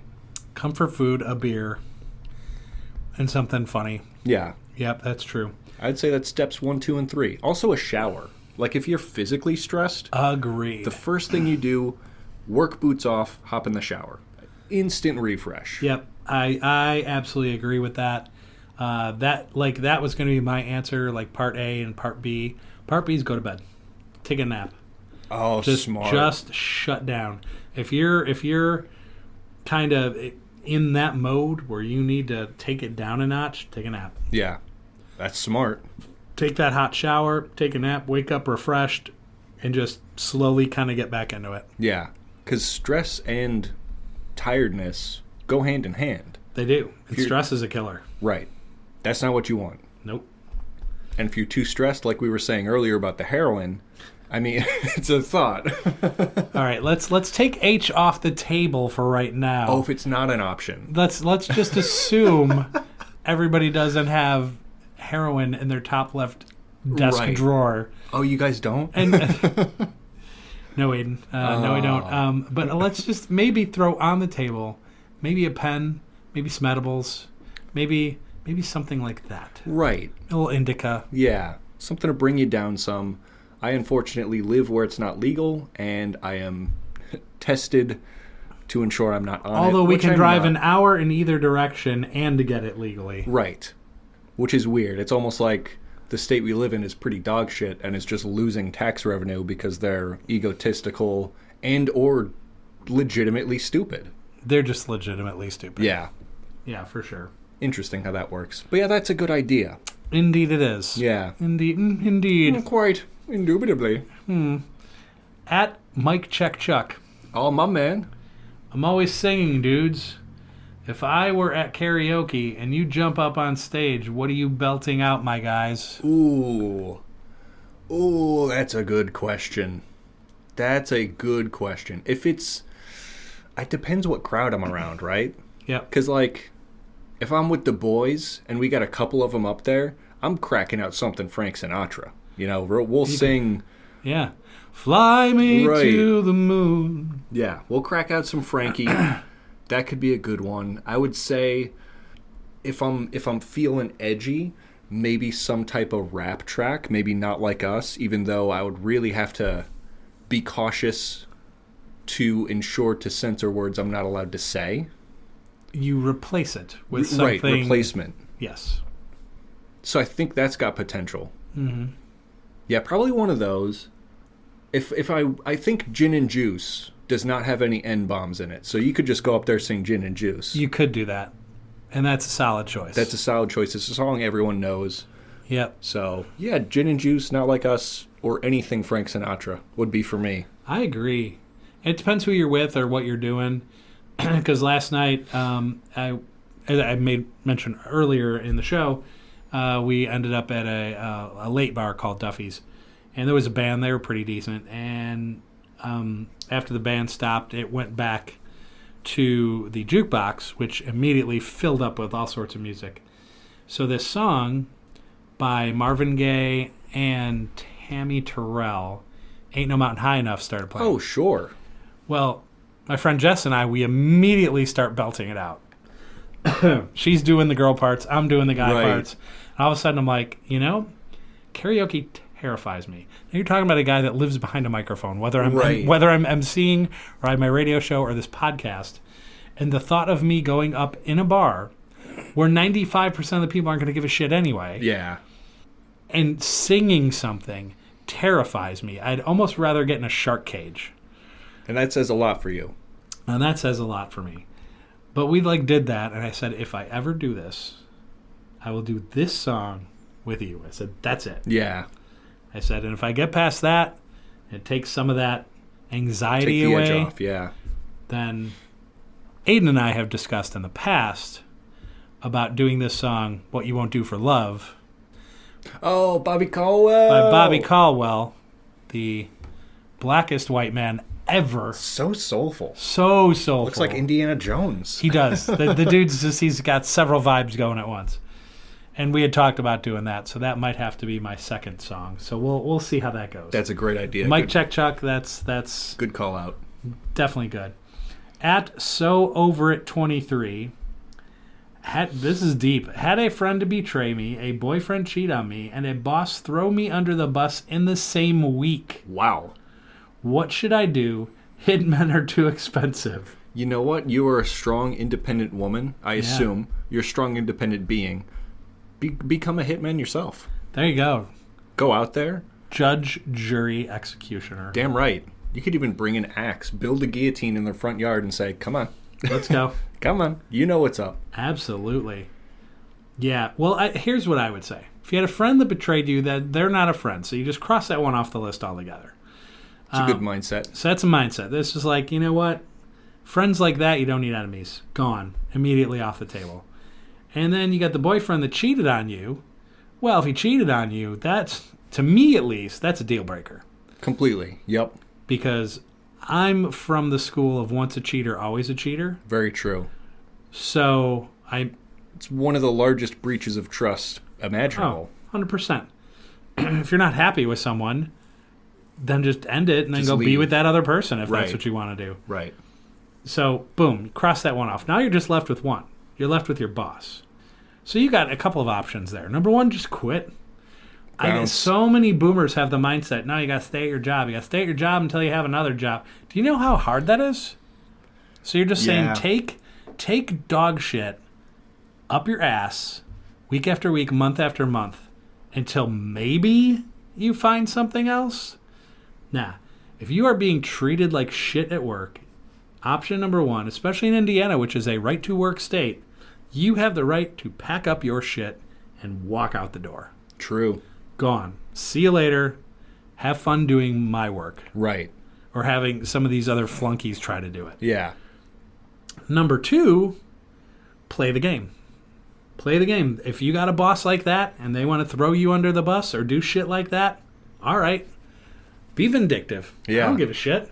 Be like, that's the game you want to play? We're going to play it. Right. Start keeping your own paper trail. Exactly. You could start going above their head. Fuck it. Yep. I'm sure their boss wants to hear what's really going on. Mm-hmm. Because chances are, if they've done that to you, they've done it to others. Sure. Which means there's a paper trail, which means there's skeletons in that person's closet. Go to war. Right. Go to war if that's what they want to do. You know another thing bosses hate? Unionized laborers. Hey, how about that? Just get a conversation started. Mm-hmm. Just get a conversation started with your coworkers. Hey, what if we join a union? Yep. It's an idea. That is an idea. Make sure that you are spoken for. Hang in there, so over it. Damn right. Trust me, you are not alone in these types of situations. So be strong. Screw these other people, and don't hire a hitman. That is an expensive proposition. Very expensive. Just do it yourself. DIY. DIY that shit. That's exactly right.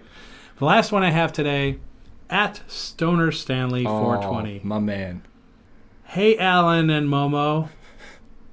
It is the Mad Marchness. That it is, Stan. That it is for the bouncy ball guys.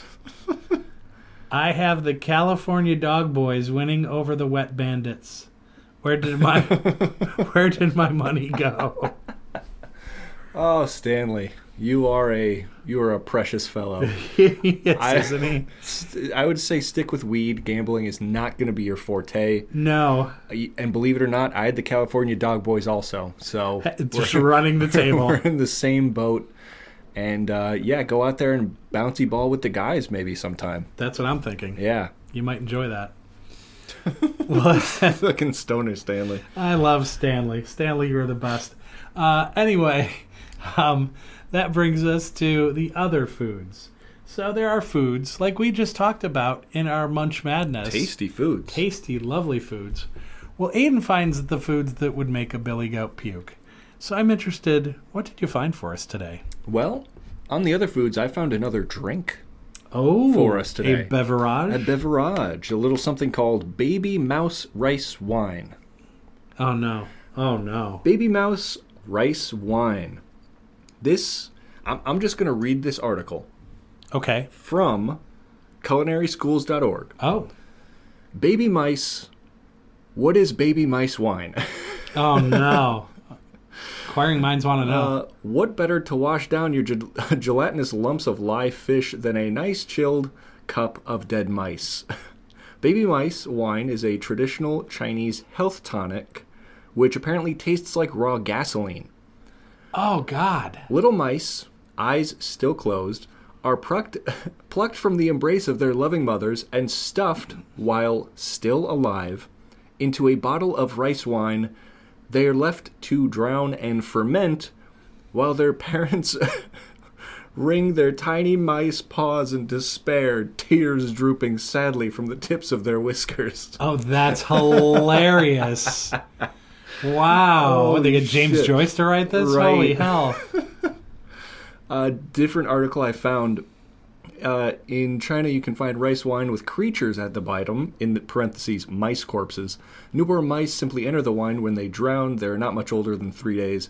They have no coat and their eyes are closed. In one bottle, 10 to 15 baby mice are allowed to drown.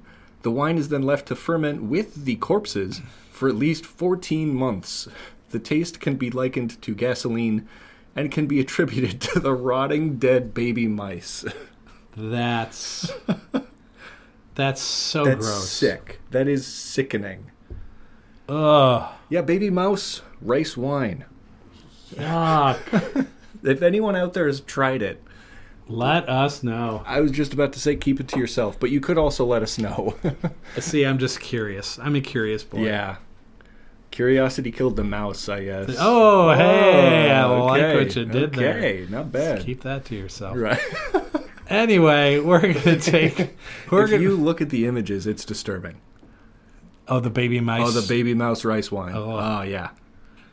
Well, when I do my social media, Right. when I fire shit out, letting everybody know that we have a new episode up, I usually do this photo montage of all the things that we've discussed in our episode. Right. I will share a lovely picture of said mice rice wine. Yeah, as the Lord intended. Oh, God.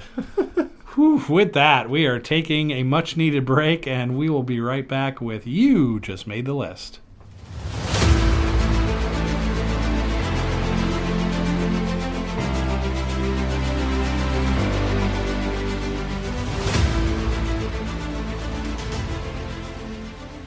Hey there, everybody. We are back from that amazing Carpe Diem segment.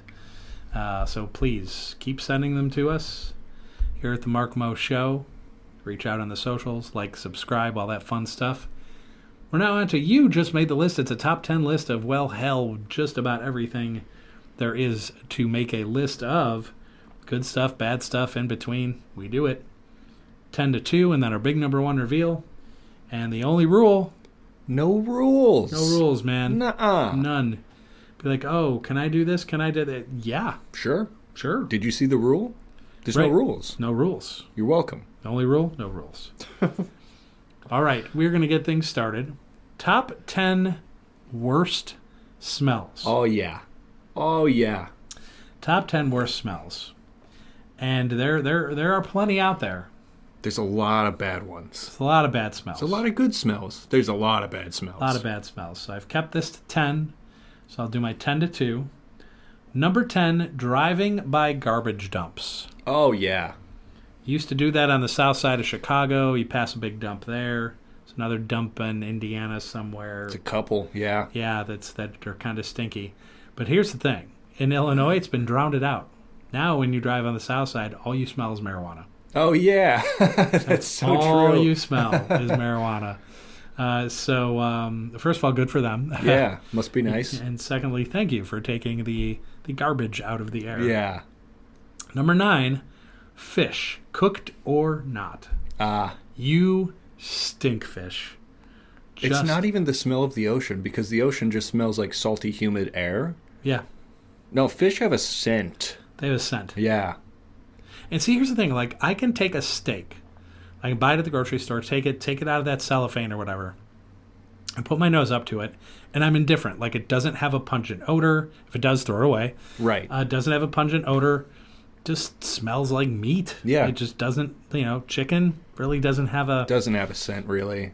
an odor, or pork or anything like that. But fish stinks. It's a very distinct smell. It stinks. You can walk into any restaurant, and if you smell fish, I guarantee there's like a couple fish things on their item, but that's all the restaurant smells like. It's fish. Is fish. Yeah. Oh, yeah, for sure. Overpowering scent. No doubt. Number 8, locker rooms. Oh, yeah. Oh, yeah. Just that musty, humid pile of dirty towels and wet man dick and Yeah. whatever else you Right. sweaty ass crack. And Yep. Nope, not a fan. No, not at all. You'd think the locker room's where you go to get clean, hit the showers, but nope. It smells. It smells like man ass. It smells like man ass, yeah. Number 7, gases that emanate from your rear. Yeah. Yep. A fart. A fart will do it. I've done them in the car with people in it, and they have stuck their heads out the window. Not proud of that. Boy, that's a yet. rough one. I'm proud of that. In a weird roundabout way, it's one of those things where you're surprised that your own body was able to produce such a weapon of ass destruction. Yeah, for sure. Yeah, no doubt. It's unique. It is unique that we have that power, that ability. Yeah. I mean, usually humans don't smell like much, maybe underarm deodorant or whatever else on a regular basis. But yeah, just what happens inside the human body is so foul. It is foul. Yeah. Yeah. There's no question. Number 6, burnt popcorn. That's a rough one. I actually have a crazy story. Okay. Yeah. Regarding this, I love this on your list. I did not put it on mine. I feel kind of stupid, but I made a mistake one day. While I was working at this local bakery, which we both have experience working at. Yes. Someone brought McDonald's for us, and probably the GM brought McDonald's for all of us, and there was a hash brown that had sat in the back for a while. No one was claiming it. I was like, oh, fuck it, I'll have it, but it was cold. So I'm like, oh, we don't have any toasters because we don't actually bake anything there. So I put it in the microwave, and I forgot about it, and I forgot how long I set it for. Oh, no. 4 minutes pass. The microwave is still running, and the entire establishment smells like burnt popcorn. Oh. I open the door, a plume of smoke comes out. I'm like, oh, God. We had to, like, open both of the doors. Like, people would come in and be like, oh, weird. I was like, oh, man. Like, this is funny because I don't really care about the place, but at the same time, it is 100% my fault. Why does this bakery smell like burnt popcorn? Right. And why does a burnt hash brown, why does a microwaved burnt hash brown smell like popcorn? Smell like popcorn. I was like, oh my God, I've discovered something. Interesting. Very interesting. And yet hilarious at the Oh, same yeah. time. Number 5, the too much perfume girl. Oh, yeah. Where it's like, look, they got that little flowery scent, whatever. Quite frankly, I like the more manly smelling perfumes Sure. to the super flowery ones. But if you have too much of any of it on, It's too much. it's too much. Yeah. It gives me a headache. I move off that. There's a certain subset, I would say 60 to 70-year-old white women who frequent Walgreens are almost always the too much perfume girl, Yeah. Oh, yeah. which is kind of weird, but I go It's off, kinda I weird. guess. But Yeah. Yeah, I agree with that. Something I did not have on my list, which I could have had on my list, is going into a Yankee Candle. Oh, yeah. That place, fuck that place. Oh my God. Just an assault on the senses. Just the 25 different scents all emanating from How- these candles. How is that a good smell? It's not. How the fuck are the employees there not completely anosmic? I get a headache, but when I leave, I have a headache. It's insane. Yeah, it's bad. Number 4, the too much cologne guy. Oh, yeah. They're even worse. You smell like a fucking Hollister, buddy. Oh, yeah. No doubt. Yeah, it's bad. Yeah. It's terrible. So. And why do Hollisters smell like too much perfume guy? Yep. Oh, yeah, exactly. Yeah. Get yourself some help. Stop it. Stop it. Stop it. I'm Michael Jordan. Oh, Michael Jordan. Number 3, rotten garbage. Oh, yeah. When you get that garbage and it's hot, it's 85 degrees in the summer, and maybe the bag ripped open, or you have some raccoon that's an ass and right. tears some shit open, and it's sitting in there for days, and you pop it open, and it's like, oh, Yeah. God. Vom. That is a bad smell. It's a really one. Yeah, that's... And number 2, spoiled milk. Oh, yeah. Oh, yeah. You see it, and it's like, it's about 4 or 5 past due date, and you're like, oh, it should be fine. And then you open it, you're like, ugh. Right. Or, God forbid, it's gotten to the point where it starts puffing out some, and you're like, Yep. oh, no. Mm-hmm. It's a bomb. It's a bomb. Yeah, so spoiled milk, my number 2. That's a I will good hold number on to my 2. number 1. All right. I'm going to run 10 through 2 as well. Save my number 1. Number 10. My work boots after a 95-degree workday. Ooh, that's a good one. That's and a good bad one. one. Yes. Yeah, it's almost in line with your number 8 locker rooms. Yeah. Very similar scent, just that nasty, stanky sock boot smell. I know I've been sweating my ass off, and then it's rough. It's really rough. It's like, holy shit, I'm like building colonies of whatever boot bacteria is in here. Oh, yeah. Like, oh no. It's a virtual megalopolis Right. in there now. Number 9, the water treatment plant at the edge of town.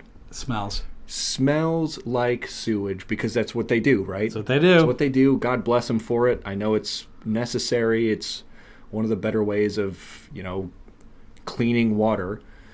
But man, it's rough. Oh, yeah. It's especially summertime. That's rough. Number 8, the rotten zucchini you forgot was in the back of the fridge. That seems very specific. Very specific and very gross. Like, you can tell it's starting to juice everywhere. It's got more white on it than it does green. Yeah, that's bad. That's yucky. That's a yucky scent. Your whole fridge smells like nasty Ugh. for weeks afterwards. Number 7, White Castle, approximately 30 hours after you eat it. Yeah. Because somehow it smells the same going out as it went going in, but then you also add the scent of feces. Yeah. It's so uniquely bad. It is bad. No other fast food establishment produces that result, Oh, no way. in my opinion. Nope, it doesn't. Not at all. Number 6, the dumpster juice from behind any Burger King. Yeah. Because Burger King is that dog shit, food slop, hardly edible nonsense. Anyway, and then you add the dumpster juice they produce. Dumpster juice is bad. Dumpster juice could have made my list. Sure. Oh, yeah. But you add the specificity, now it's a number 6 level. Number 5, the Great Northern Indiana Steel Mills. Oh, that's a good one. Yeah, they It's- smell. Sulfur or Yes, whatever. sulfur, sulfuric, chemically nasty pollution. Like, breathing air in East Chicago feels like I'm going to get cancer. It Yeah. feels like I'm going to die young if I breathe too much of this. Yeah, I feel like if I take a deep breath on a walking trail near the mills, I'm going to sprout a third eye. Yeah. Like, that's that shit that makes me know, like, the EPA doesn't give a fuck. Nope. Is because the air feels unbreathable 5 miles away from the plants. Oh, yeah. If you swim anywhere near those plants. God forbid. Oh. I got an earache. Yeah. Like, because I distinctly remember, like, getting water in my ear because you're fucking around in the water or whatever. Right. And I was like, one of those things where you tug on your earlobe because you're trying to clear the water or whatever. Right. A couple of days later, had an earache for about a week. Yeah. Yeah, Lake Michigan and Indiana is damn near uninhabitable It's bad. because of industry. Yep. Number 4, dog shit after you step in it. Oh, yeah. God. Oh, I didn't yeah. even think about dog shit in general. Yeah. That's bad. And it's like, because when it sits out right, then the sun kind of bakes it a while. That's why, like, scooping it and getting rid of it is usually not super unpleasant, but stepping in it exposes all of this fresh shit scent Yeah. that was previously encapsulated in its hard outside, and now it's on you. Now it's on your shoes. You're walking around smelling like that. That just adds to the negativity. I have a good dog shit story. Go ahead. I'm a kid, and one of my friends, John, he had this big white fluffy dog. It's a Samoyed, I think, is It's the a big boy. name of the dog, or the breed, I guess. And so we're at his house, and of course, because it's a big dog, it takes really big, massive shits. Right. And we're out in the yard, and his dog is back there, and all of a sudden the dog's like, and making all these noises, and shit. he's like, I'm trying to think how old we were. I think maybe like 8th grade, 7th grade, if you're Canadian, grade 8. Right. And we love you. Some of us love you guys down here anyway. So the dog is just screaming.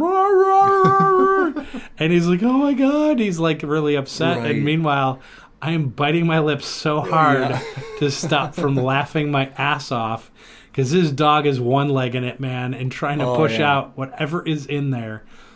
This dog had a mastodon pile of shit. Oh my God. That isn't the best part, though.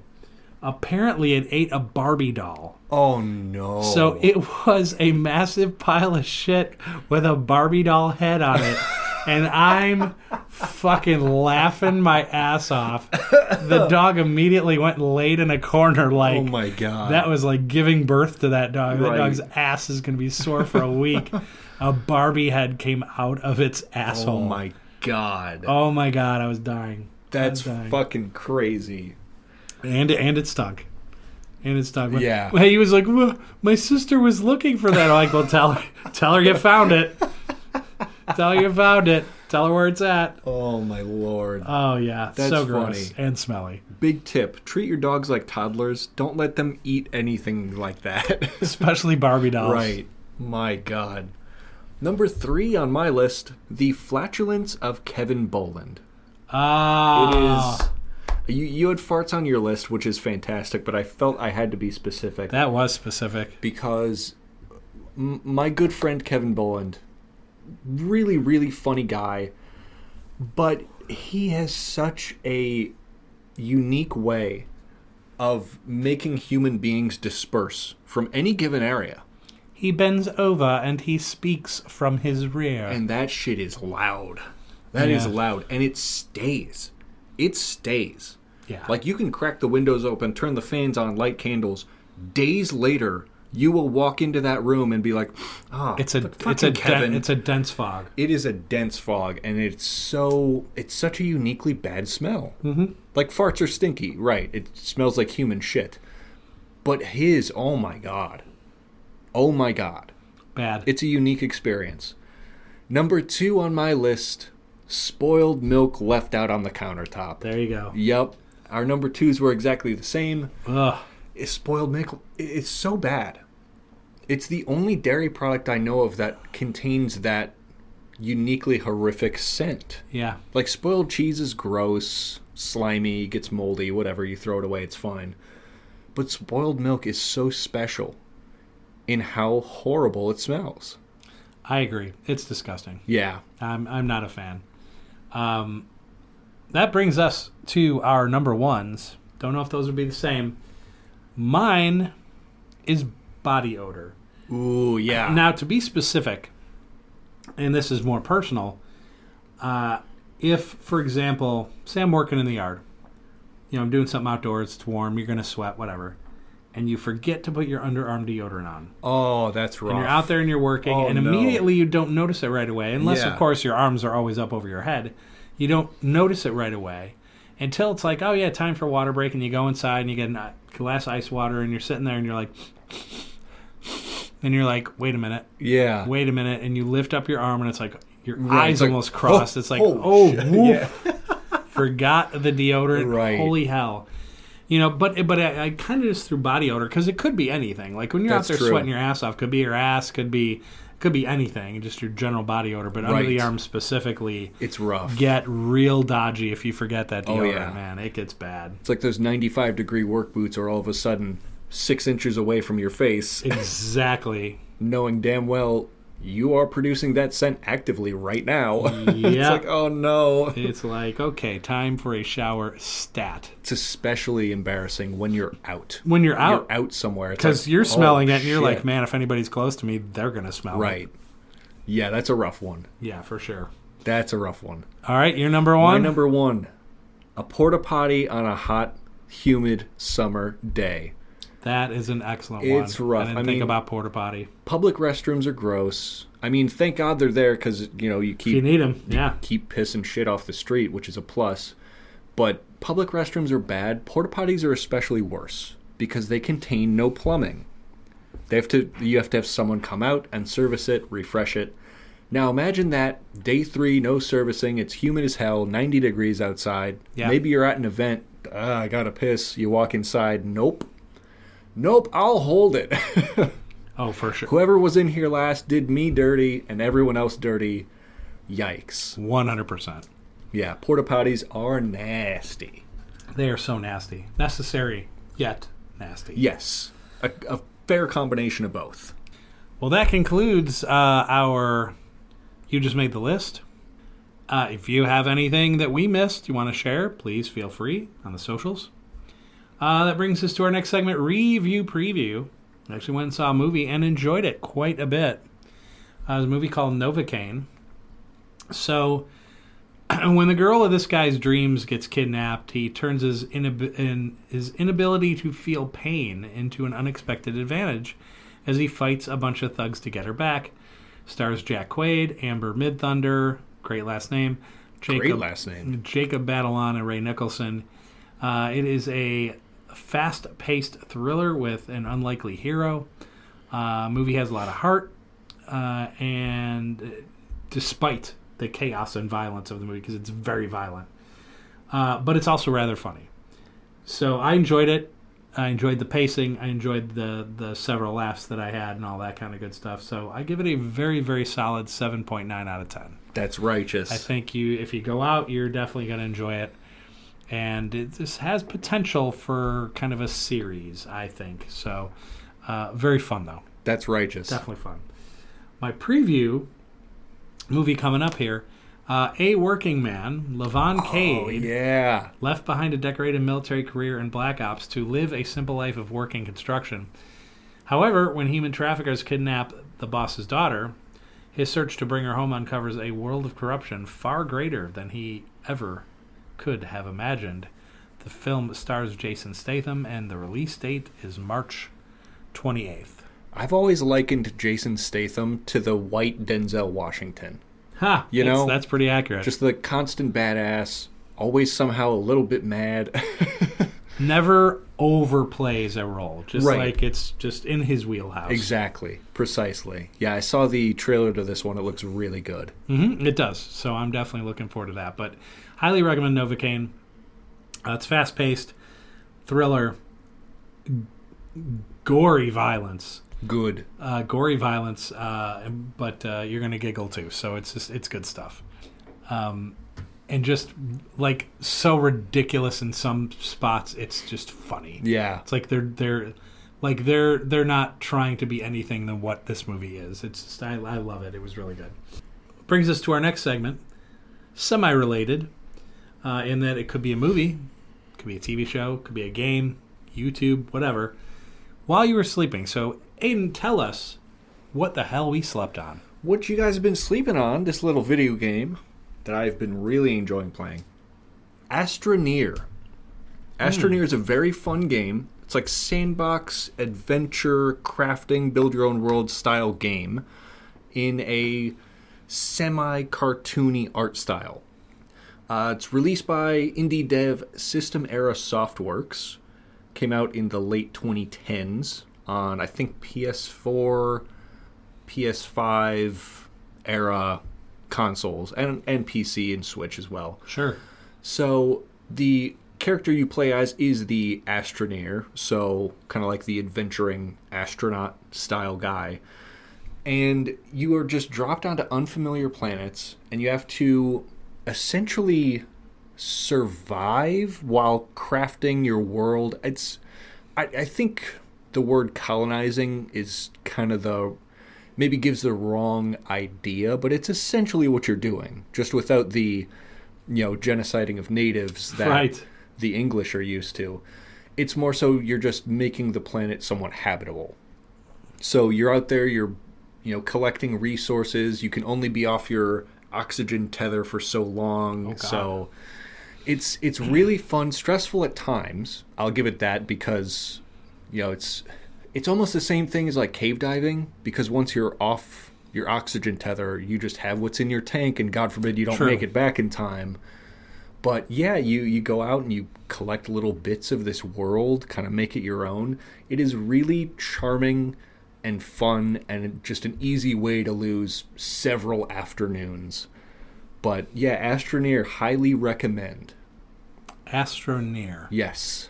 That looks phenomenal. It's very cute. Looks fun. Yes, and I just love indie devs, independent game makers. It's just the games they make always seem to have so much more heart than any AAA or quadruple A studio making whatever dog shit slop they sell for $80. Because every indie game is $5-10. You're talking the most pricey indie games are $30 or $40, but Sure. you can still lose 50 to 100 hours into them. Oh, easily. So yeah, I highly recommend Astroneer. Astroneer it is. Make sure you check that out. We're going to take our final break, and when we return, it's back. The world of weird news and our beer review of the week. Coming up.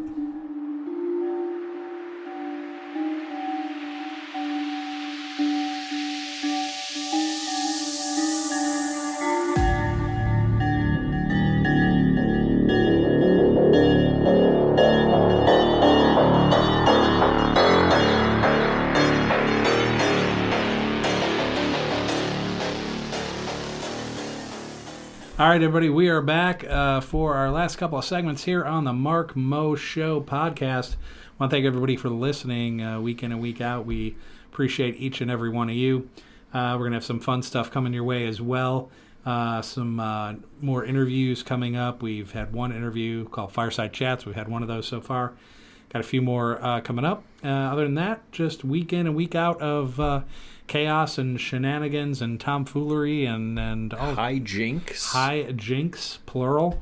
That is for certain. So what we've got now is our beer review of the week. And this particular week, somewhat dedicated to what's going on now, which we talked about a little bit. Munch Madness. Well, yeah. Basketball. But, well... illegal gambling. Little Chinese checkers. My man. My man. March Madness, baby. And we've got a lager called Play Hard. It is produced by Sun King. I like very much what they do. Gene Katie's Play Hard. Gene Katie used to be a longtime coach of the Purdue Boilermakers. And he's got this Play Hard lager. And kind of a little caricature of him on the can, which is kind of fun. And we're going to see how this goes. Yeah, American lager. Sun King, I believe, has breweries in Indiana and Florida, which is pretty cool. A nearby Hoosier brewery making a lager, not for the Hoosiers, but of course, as you mentioned, Purdue, Gene Katie's Play Hard. Yes. And we're gonna rank it for you on a scale to 5. Give you notes if you are enjoying a brewski at home. Cilantro to you. Absolutely. And a cilantro to us. Cheers. That was quite smooth. Oh yeah, she's smooth. Wow. Wow, that is quite enjoyable. I can imagine drinking a lot of these. Holy cow. I was just about to say the word crushable comes to mind. Whoa, yeah. Holy cow. 4.5%, so it's on the lighter version of that. A little bit, yeah. 5% middle of the road percentile. But, boy, that's smooth. By the way, we're not sponsored by any of the breweries we just mentioned. Independent reviews. Yeah, independent reviews. Gene Katie's Play Hard is really, really smooth. I will give it that. Light-bodied. The flavor profile they provide, we're using the app Untapped. Untapped, yeah. Beer review app, not sponsored, of course. The flavor profile they suggest: light-bodied, crushable, smooth, clean, sendable. Light-bodied, I'll give it that. Most lagers are usually lighter in flavor. I even said crushable. I'll give it that. Smooth for sure. Clean. Yeah. I'd say clean. Clean. I say the word clean. clean a lot. You do. Clean. I like that. I'm usually not a big lager guy because when I drink brewskis, I usually like to enjoy them for the flavor. So I'll get like hazy IPAs, Imperial, any kind of stout or porter is right up my alley. This is really tasty. This is really smooth and tasty. I'll give that a 3.75 out of 5. I'm pleasantly surprised. Yes. Now, you know me, I'm more of a lager guy. I kind of prefer a little bit of the lighter beers, if at all possible. Not that I'm against a good hearty stout or ale or anything with a high flavor profile or an IPA or anything like that. From time to time, I do rather enjoy them. Sure. But just your average day out, I'm a lager guy. That's just kind of what I like. I like making my own shandies. Oh, smart. So you get that fizzy lemonade and a good lager. Like this, I immediately thought, this is such a good, clean lager. It would be perfect. Yes. To make like a shandy or anything else with. And in all honesty, you don't even need to dilute this because it's already so smooth. Right. Where some other lagers can have a bite, especially the Pilsner-style lagers can have a little bite to them. This one you could add lemon juice to. Absolutely. To make a shandy. It's phenomenal. Yeah. Really enjoy. Yeah. Definitely. I since I do prefer the lagers, I gave it 4.5. I gave it 4.5 out of 5. Solid. It is on the lager scale. I think it's kind of on the high end. Yes. For me at least. That was the Play Hard Lager by Sun King. So if you have it, we highly recommend it. I'm not sure if it's more geared towards Indiana because it does have the Purdue guy on it. Right. So maybe it is. But if you can get it where you're at, I highly recommend it. Certainly. Absolutely. Yeah. All right. Well, that is our beer review. Official beer review of the week. Official beer review of the week, indeed. Man, I just went ahead and saved my score Beautiful. in the app. If you are a beer fan, I highly recommend getting the app. It's just a little bit of added fun True. to your beer drinking over the weekend. I am now, let's see, I've unlocked a badge. Oh, what we got? I'm now up to Photogenic Brew level 2. Oh, taking the pictures. Taking the picture of the beers. My man. They apparently like that. I unlocked another badge, the Lager Jack. Hey, you were just saying that. After a long day, what this is their words, yes. ladies and gentlemen. After a long day, what better way to kick back than with a crisp and refreshing lager? You're already feeling more relaxed, aren't you? Damn right. It's 5 different lagers. Try 5 more for level 2. Beautiful. Life's short. Enjoy a brewski.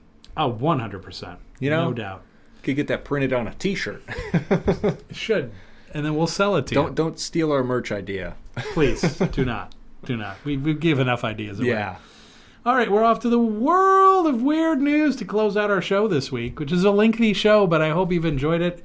We've had a lot for you today. The world of weird news, just that. We scour the world for the weirdest, funniest, oddest stories, and we read them to you, the fine, beautiful people that listen to this podcast. This week, I have Bulgarian football club Arda Kardzali apologize after holding a minute's silence for a former player who is still alive. Oh, no. Oops. Oopsie. No one went to confirm. Yeah. Oh, look at that. He's right there. God damn it. He's like in the crowd at the game like, what? What? Am I in the Twilight Zone? And What's what happening? makes it even better if they did the moment of silence and the camera pans over to him. That would be amazing. That would be amazing, and I would give that camera guy an award if that happened. SNL bit. Absolutely. Oh, at its finest. Arda Kardzali, which is located in southern Bulgarian town of Kardzali, and to play in the country's top division, held the minute's silence in honor of Petko Ganchev before Sunday's game against Levski Sofia. Oh, rest in peace, Ganchev. Rest in peace, my guy. I'm going to spill out a little bit of play hard here for you. Yeah. No, I'm not. It's too good. Both teams lined up near the center circle before kicking off in a 1-1 draw, bowing their heads to mourn Ganchev. Oh, my Lord. But before the match was over, Arda posted on their Facebook page saying they had received wrong information about Ganchev's death. The club said the management of PFC Arda would like to express a huge apology to the former Arda player, Petko Ganchev, and his relatives after the club received wrong information about his death. We wish Petko Ganchev many more years of good health and to enjoy the success of Arda. The post appeared to have been deleted by Monday evening. The draw means Arda are 5th in the 16-team table and can still secure a place in European football next season. Levski stayed second, but are 12 points behind the leaders, Ludo Goretz. Wow. Well, best of luck to you, Arda. Let's keep an eye out on our boy Gardev. Yeah, right. I mean, apparently it's touch and go. They were worried there for a moment. Oh, that's hilarious. I thought that was a great story. That was a great story. Moment of silence for a dude that's not dead. Holy, that's great. I got a story here from clickorlando.com. In local news, naked greased-up Florida man accused of breaking into 2 homes, jumping in pool. Oh, no. Deputies believe suspect was under influence of unknown substances. This is You don't say. Really, yeah, really. Maybe some of that H you were talking about. My man. My man. This is out of DeBerry, Florida. A man arrested Friday morning in DeBerry after he allegedly broke into 2 homes, then tried to evade deputies by jumping into a swimming pool and onto a trampoline, all while naked. Ugh. Deputies say they responded around 2 a.m. to a report of burglary at a home on Highbanks Road, encountered the suspect identified as 34-year-old Blake Tokman. The sheriff's office said he smashed out a window to break into a home, then left and broke into a different house entirely. Deputies say they encountered him at the second house. Body-worn camera video released by them shows him running from the deputy, jumping into a pool, climbing out of the pool and jumping onto the family's trampoline. The sheriff's office said it took 4 deputies to get custody of him, who kicked or hit the deputies, one of whom was cut on the arm. In addition to being naked, they said he was covered in wheel-bearing grease, peppermint oil, and blood. They say he was under the influence of an unknown substance or substances. I could have fucking told you that. Yeah, oh yeah. They said it took 3 medical professionals to secure him on a stretcher for evaluation and treatment. 3 medical techs. Wow. He faces charges of 2 counts of occupied burglary, 3 accounts of battery on a law enforcement officer, 2 counts of criminal mischief, and resisting arrest with violence. That's a rap sheet, brother. Yeah, you're going to do some time on that one. Here's what I don't understand. Other than the B&E, which is not bacon and eggs, which are delicious. Yeah, you wish. I wish, indeed. Like, I think the guy was just playing, right? He was in the pool, jumping on the trampoline. I think he's just having a good time. Yeah, and, if Mr. Happy's floating about out there, I mean, that's a problem. But if he's in his own yard, maybe not. Yeah, who cares? He dips himself in his own wheel-bearing grease. Don't we all? Don't we all? Sounds like a fun time. Covered in peppermint oil. Maybe he doesn't like spiders, I hear that keeps him away. It does. It definitely does. So, I think, set my boy free. No doubt. I'm about to log a protest.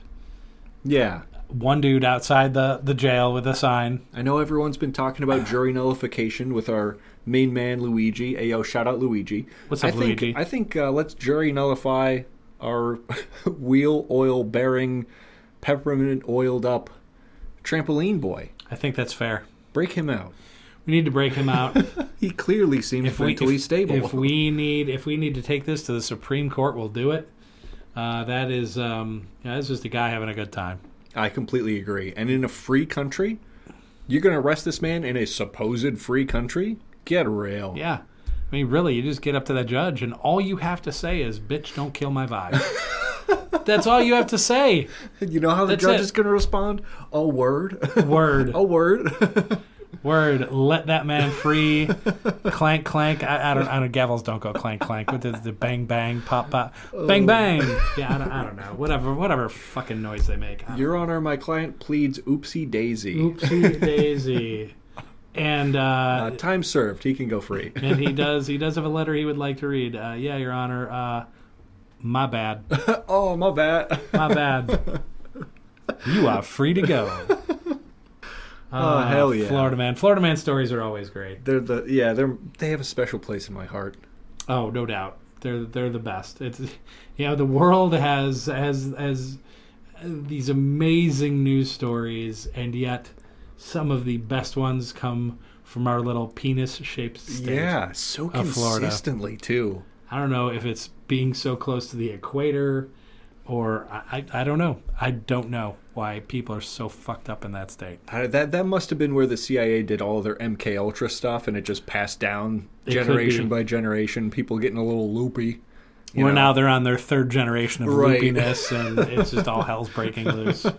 Naked dudes running down highways, or driving lawnmower machines down the highway, hiding in storm drain. Yeah. I mean, just crazy shit. Throwing alligators through the Wendy's drive-thru. That's great. Story after story, ladies and gentlemen. It's unbelievable. It's really a special place in America's heart. Indeed it is. But that concludes our show for this week, episode 8. We hope you have enjoyed it. Want to thank Aiden, my co-host, and his podcast AK219 for their support on the show. Aiden does a lot of the back-end production stuff too, so I want to thank him for that.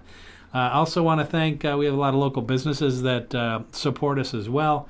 Geitonia Greek Grill, Smoketown Blues Barbecue, Valpo Family YMCA, Currie Ford of Valpo, Currie Buick GMC, Simko Signs Life Centers of Valpo, and of course RG, our guy, Eric Sanchez, The Entertainer magazine.